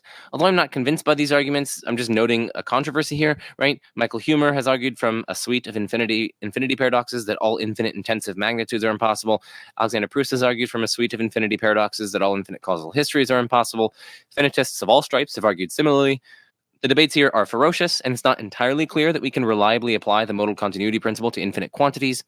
Since maximal greatness is an infinite quantity of value, it's not entirely clear that we can reliably use the modal continuity principle to infer its possible instantiation. Sixth, it seems to me that maximal greatness is more plausibly understood as a qualitatively complete and unlimited kind of value, rather than an infinite degree or magnitude of value. I mean, for starters, a long-standing theistic tradition holds that God's greatness differs from ours not in quantity, but in quality or kind. Moreover, if God's greatness were an infinite magnitude of value, God would seem to be arbitrarily limited, right? Like, why that infinite magnitude of value as opposed to any of the infinitely many larger infinite magnitudes of value? If all of this is right, well then, contra the symmetry breaker at hand, maximal greatness actually turns out not to be a degree of value. A seventh objection to this symmetry breaker is that it may suffer from absurd parities. Consider that some degree of valuable island is possibly instantiated. But if some degree of valuable island is possibly instantiated, well then each degree of valuable island, including a maximally great island, is possibly instantiated. But a maximally great island wouldn't necessarily exist if it exists at all. After all, an island is surely better if it enjoys such a robust grip on reality and avoids the modal fragility associated with contingency. But then a maximally great island is possibly necessary, and hence necessary by the characteristic axiom of system S5. Similarly, absurd parodies quote unquote prove the necessary existence of maximally great unicorns, spaghetti monsters, and the like. Now in Josh's chapter, he actually offers two replies to this objection. First, echoing Plantinga, we have independent reason to think that there cannot be a maximally great island, since the great making features of islands do not admit of intrinsic maxima. Three replies might be made in turn. First, the great making features for beings may not admit of intrinsic maxima either. So, for instance, a being may be better if it actualizes a better world, and the value of worlds may admit of no maximum. Or a being might be better if it exists in more persons, and the number of persons in which one exists may admit of no maximum. For example, a being existing in n+1 persons that is otherwise qualitatively identical to a being existing in n persons may be more valuable by the addition of an intrinsically valuable person. Or a being may be better if it knows more mathematics, and the amount of mathematics known may admit of no maximum. There are kind of really interesting indefinite extensibility theses that come into play here. Don't worry about that. So that's the first reply that one might make to Josh's first reply to this objection. A second reply that one might make to Josh's first reply to this objection is that even if the great-making properties of islands do not admit of intrinsic maxima, the impossibility of a maximally great island actually doesn't follow from that. For there may be some precise trade-off among the various great-making island features, for example, open space, coconuts, palm trees, etc., that is uniquely best, as Graham Oppy points out. Indeed, theists may need to make the same move for God, since the intrinsic maxima of great-making features for beings may not be individually or collectively possible. For example, the intrinsic maximum of justice may require giving each exactly what they are due, whereas the intrinsic maximum of mercy may require giving each less than their due. Similarly, the intrinsic maximum of knowledge, knowing absolutely everything, may not be possible in light of self-reference paradoxes, as Josh Rasmussen himself has argued in one of the videos that I did with him. And then the third response to Josh's first reply, to the seventh objection to Josh's symmetry breaker, is that parodies can be run with entities whose great-making features actually do admit of intrinsic maxima, right? So none of this is actually essentially tied to islands. Consider a solo no. A solo no is a necessary being who, by nature, has exactly one ability, to know the truth values of propositions. The greatness of a solo no is solely a function of its modal status and the extent of its knowledge, both of which admit of intrinsic maxima, at least by the lights of those who mount Josh's first reply. And minor modifications to solo no create endless absurd parodies. So that's Josh's first reply to this seventh objection to his symmetry breaker. Let's go on to his second reply to the seventh objection to his symmetry breaker. Josh's second reply is that necessary existence does not contribute to the greatness of an island qua island. It only contributes to the greatness of something qua being. But then being a maximally great island doesn't entail necessary existence. But two replies might be made in turn. First, one might think that a necessary island intuitively is a better island, qua island, than a contingent one. For instance, perhaps an island is better qua island the less susceptible it is to submersion. But a necessary island is not even possibly submerged, and hence it is maximally unsusceptible to submersion. Second, even if a necessary island isn't better than a contingent island qua island, one might still think that the former is better than the latter. So long as a necessary island is better than a contingent one, a maximally great island, that is, an island whose greatness is unsurpassable by any other island, would enjoy necessary existence. Otherwise, a maximally great island would be surpassable in greatness by a qualitatively identical island enjoying necessary existence, which is absurd, right? A maximally great island is unsurpassable, and it'd be absurd to suppose that it's then surpassable. This second reply is also relevant to restoring symmetry if being a maximally great island is itself a degree of value in the relevant sense. So then, those are 7 different objections to the symmetry breaker based on modal continuity. Onwards, we march to the symmetry breaker based on desire. So a defective desire is one that cannot be coupled with beliefs to guide action or make action intelligible. Where a desire guides action or makes action intelligible, just in case it disposes the desiring agent to action that fulfills the desire or constitutes a step towards its fulfillment. The object of a non-defective desire must therefore be possible. After all, if the object were impossible, well, then there could be no actions that fulfill the desire or even constitute steps towards its fulfillment. And hence the desire, together with beliefs, could not dispose agents toward any such action. So then, the object of a non-defective desire must be possible. In light of this, if a desire seems non-defective, if it seems like it can be coupled with beliefs to guide action or make action intelligible, in such a way that it disposes the desiring agent to action that fulfills the desire or constitutes a step towards its fulfillment, if a desire seems non-defective in that sense, if it seems to be able to be coupled with beliefs to guide action in that sort of way, well, then we're defeasibly justified in taking it to be non-defective, and so possibly fulfilled, right? Remember, the object of a non-defective desire, as we saw, is possible. So a non-defective desire is at least possible to fulfill. Oh, and by the way, to be defeasibly justified in believing P is to be justified in believing P in the absence of defeaters for one's belief that P. That is, in the absence of reasons to think that P is false, or to think that your justification is no good. So again, if a desire seems non-defective in the aforementioned sense, then we're defeasibly justified in taking it to be non-defective, and so possibly fulfilled. But the desire for complete happiness, that is, the desire for the full realization of one's capacities for objective excellence, stably across time and circumstance, that seems non-defective, at least according to Burris and Cantrell, in their 2018 chapter in the book 24 or so Arguments for God's Existence. Hence, we're defeasibly justified in taking complete happiness to be genuinely possible. But, so they argue, complete happiness is possible only if God is possible. Right? Without God, happiness would be hostage to the vicissitudes of chance, laws of nature, or other finite agents, in which case it wouldn't be stable across possible circumstances. Hence, we're defeasibly justified in taking God to be possible and premise 1 to be true. So therein lies the symmetry breaker. I know it's a mouthful, but it's basically just saying that we have a desire for a kind of complete happiness, which is like the full realization of all of our capacities for excellence stably across time and circumstance. We have a desire for that kind of complete happiness. And this desire doesn't seem defective. In other words, it seems like the desire can be coupled with beliefs to guide action or make action intelligible. And it can only do that if it disposes the desiring agent towards actions that either actually fulfill the desire or at least constitute steps towards its fulfillment. But if the object of a desire were impossible, well, then there could be no actions that fulfill the desire or even constitute steps towards its fulfillment. And so the desire, together with beliefs, couldn't dispose agents toward any such action. And so, in other words, if the object of a desire is impossible, it follows that the desire is defective in the aforementioned sense. And so, if a desire is not defective in the aforementioned sense, well, then it follows that its object is possible. And moreover, our desire for complete happiness at least seems non-defective, and that gives us reason to think that it actually is non-defective. And again, a non-defective desire is possibly fulfilled. And so we have reason to think that our desire for complete happiness is possibly fulfilled. But alas, we could only have complete happiness if God exists. If God didn't exist, well then, our happiness would be subject to the vicissitudes of chance and laws of nature or other sorts of things. And that's not stable across possible circumstances. And so it wouldn't actually count as complete happiness, again, as defined here. So then, since we have reason to think that this desire for complete happiness is possibly fulfilled, and is fulfilled only if God exists, then we have some reason to think that God possibly exists. And that, of course, delivers premise 1. In other words, the possibility premise of the original modal ontological argument. If you want like a formalized version, it would go something like this. Some of us have a desire for complete happiness in the sense articulated here.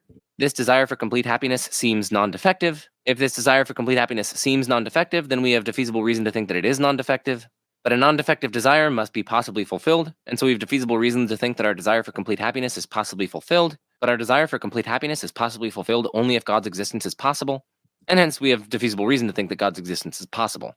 Okay, let's look at some objections. So, first, the symmetry breaker here rests on a controversial account of well-being or happiness, but we're not going to go into that here because that would take way too long to go into theories of well-being, but it's at least worth noting that it does in fact rest on a controversial account of well-being. Second, it's not clear that the desire for complete happiness seems or appears non-defective. Perhaps it simply doesn't seem or appear defective. That's crucially different, right? Consider, very plausibly, Goldbach's conjecture does not seem or appear true, right? Its truth doesn't strike us as obvious or manifest.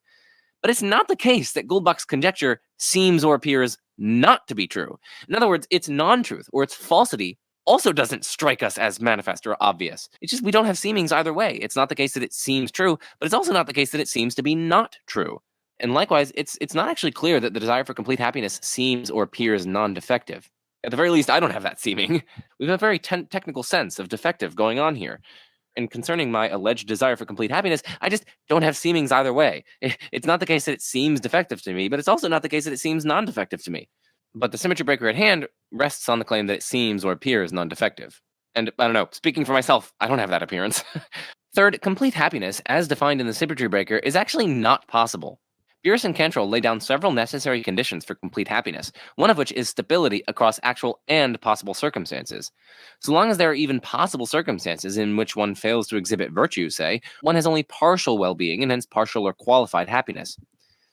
But since each of us fails to exhibit virtue in at least some possible circumstance or circumstances, complete happiness is not possible for any of us, contrary to what the symmetry breaker itself claims.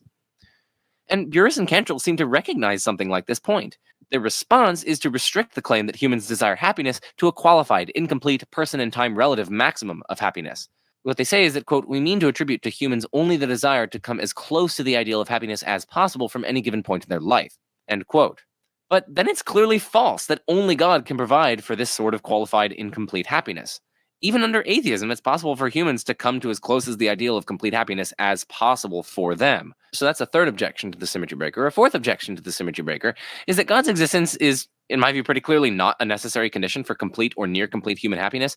I mean, for starters, any number of finite, limited, contingent supernatural agents with the stable means and desire of ensuring the external goods necessary for human happiness could do the trick, like angels, a pantheon of gods, demiurges, aliens with extremely advanced technology, etc. Right? Like, remember, no one's saying that these things actually exist. We're just considering what's a necessary condition for complete or near complete human happiness. Yeah, as I point out here, such beings need not be necessary. Indeed, they need not even exist, since they need only exist in worlds in which complete or near complete human happiness is realized, called those H-worlds, and all the worlds nearby H-worlds, so as to ensure that the happiness in H-worlds is stable across counterfactually relevant circumstances. That is, so as to ensure that such happiness isn't objectionably modally fragile in H-worlds. But our world is very remote from H-worlds. And by the way, for the same reason, even if an omniscient, omnipotent, omnibenevolent creator is needed for complete or near complete human happiness, such a being need be neither necessary nor actual. It need only exist in H-worlds and worlds nearby H-worlds.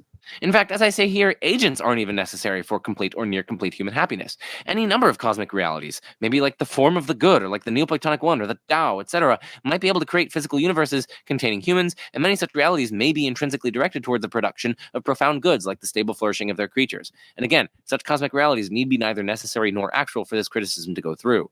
So in short, the symmetry breakers' claim that God's existence is a necessary condition for complete or near complete human happiness is just false. And then a fifth and final problem for the symmetry breaker is that the symmetry problem simply re-arises, which again is a recurrent theme that we've seen afflict basically every single one of the symmetry breakers that we've examined. So yeah, the symmetry problem simply re-arises, for there are many seemingly non-defective desires whose objects are possible only if God does not exist. First, many mystics in non-theistic religious traditions desire mystical union with their religious ultimate. Such desires seem to guide action. They seem, for instance, to guide various rituals and mystic practices. And second, their objects are also not obviously impossible. These two facts in turn legitimate concluding that such desires seem non-defective, as Bierce and Cantrell themselves say. This is by their own criteria. But alas, the satisfaction of these desires requires ultimate reality to be non-theistic in nature. And so again, there are seemingly non-defective desires whose objects are possible only if God does not exist. Or more accurately, whose objects are possible only if God's non-existence is possible, thus restoring symmetry between premise 1 and 1 star. Second, consider the desire to do wrong without being held accountable for it. The object of this desire is not obviously impossible, and Bierce and Cantrell grant that it seems action-guiding and that its object is inconsistent with God's existence. This desire, then, also seems non-defective. In light of these sorts of desires, symmetry is restored. Now, actually, Bierce and Cantrell respond to this second case by denying that anyone has ever had such a desire. Let me repeat that. Bierce and Cantrell respond to this second case in their chapter by denying that anyone has ever even had the desire to do wrong without being held accountable for it. What? What? Anyway, I found that I read that and I almost threw the book across the room. I was like, how have you gotten away writing this? But for starters, like some have reported people expressing precisely this desire. Like, but also this desire plausibly explains in part why many wrongdoers go to great lengths to avoid being held accountable for their wrongdoing. So anyway, I thought that this was just a ludicrous point in response to this objection. And yeah, we're moving on because I don't think the symmetry breaker has hopes for success. Anyway, onwards we march to the 10th symmetry breaker, which is from open-mindedness. So, open-mindedness, according to the symmetry breaker, open-mindedness requires defaulting to weaker modal claims, for example, possibility, instead of stronger modal claims, for example, necessity or impossibility, unless one has reason for accepting the stronger modal claims. This is from Ben Arbour. He defends this kind of symmetry breaker. We should therefore defeasibly presume the possibility of God's existence and hence the truth of premise 1.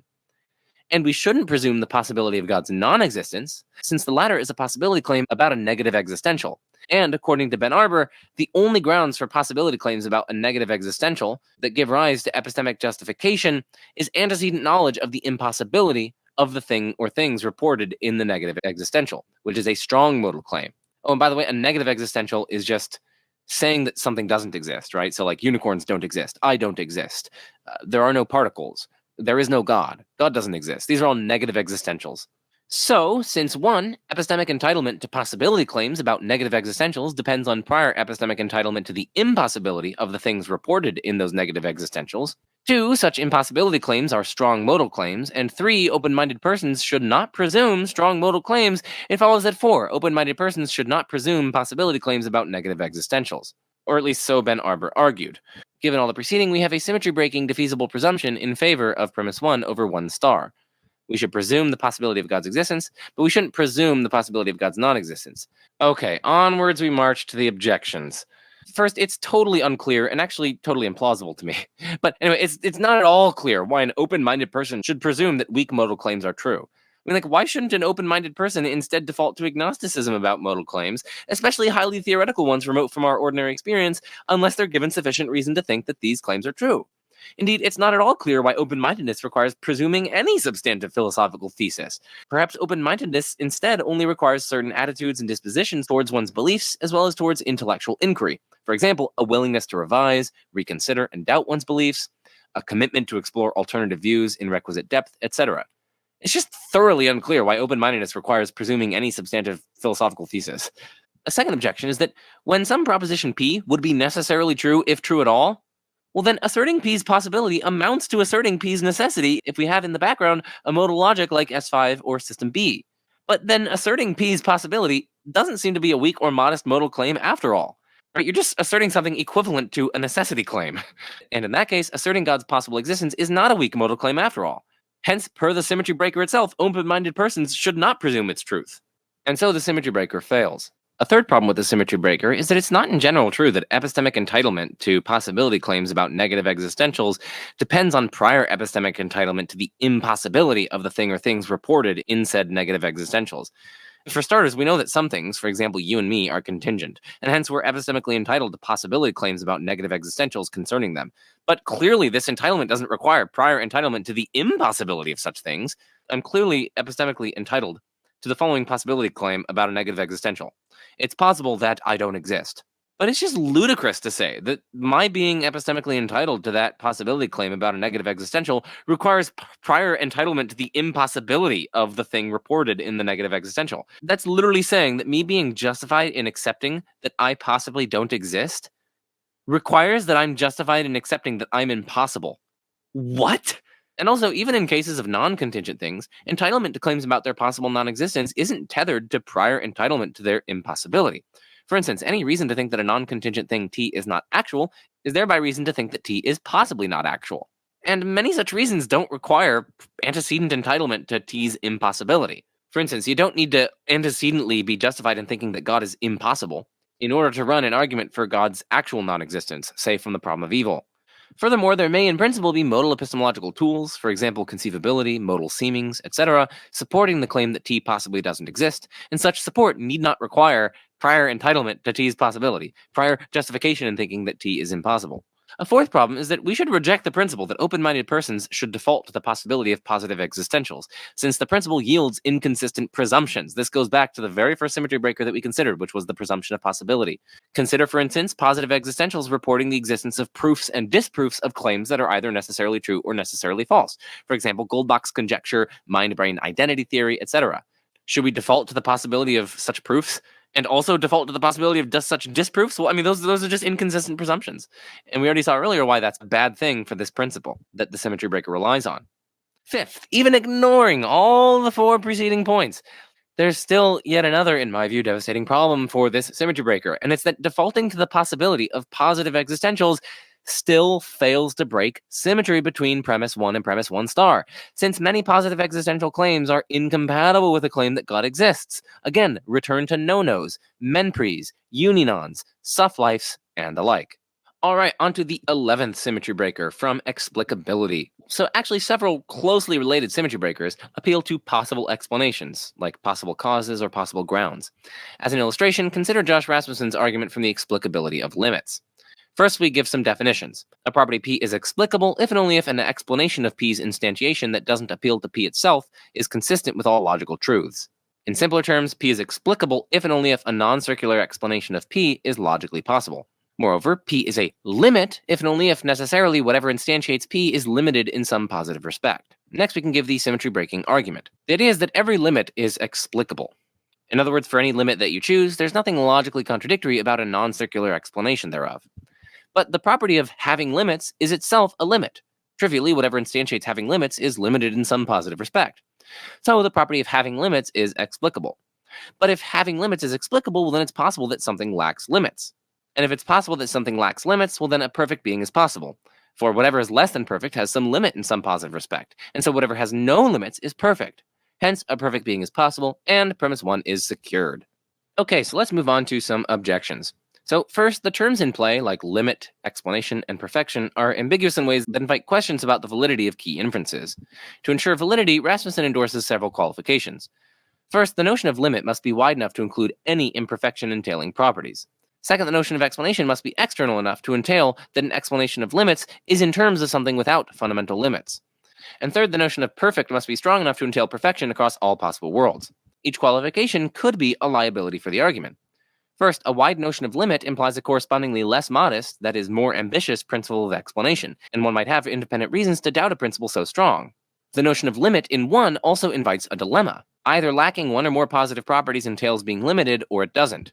If lacking one or more positive properties doesn't entail being limited, well, then the inference from being unlimited to being perfect is threatened, since something might in principle lack limits by simply lacking positive properties altogether, in which case something might in principle be unlimited but non-perfect. By contrast, if lacking one or more positive properties does entail being limited, well, then God may be limited in various ways if God lacks the intrinsic maxima of certain positive properties.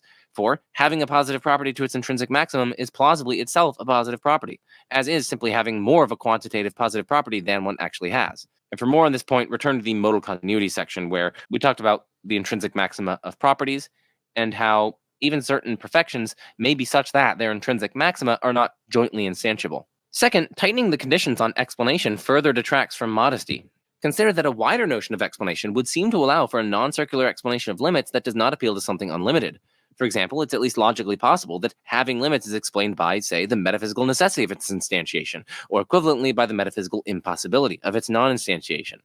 This is similar to a popular explanation of why there is something rather than nothing. There simply must have been something. Like there being nothing is impossible. Likewise, why is having limits instantiated? Well, because there must have been limits. The total absence of limits from reality is impossible.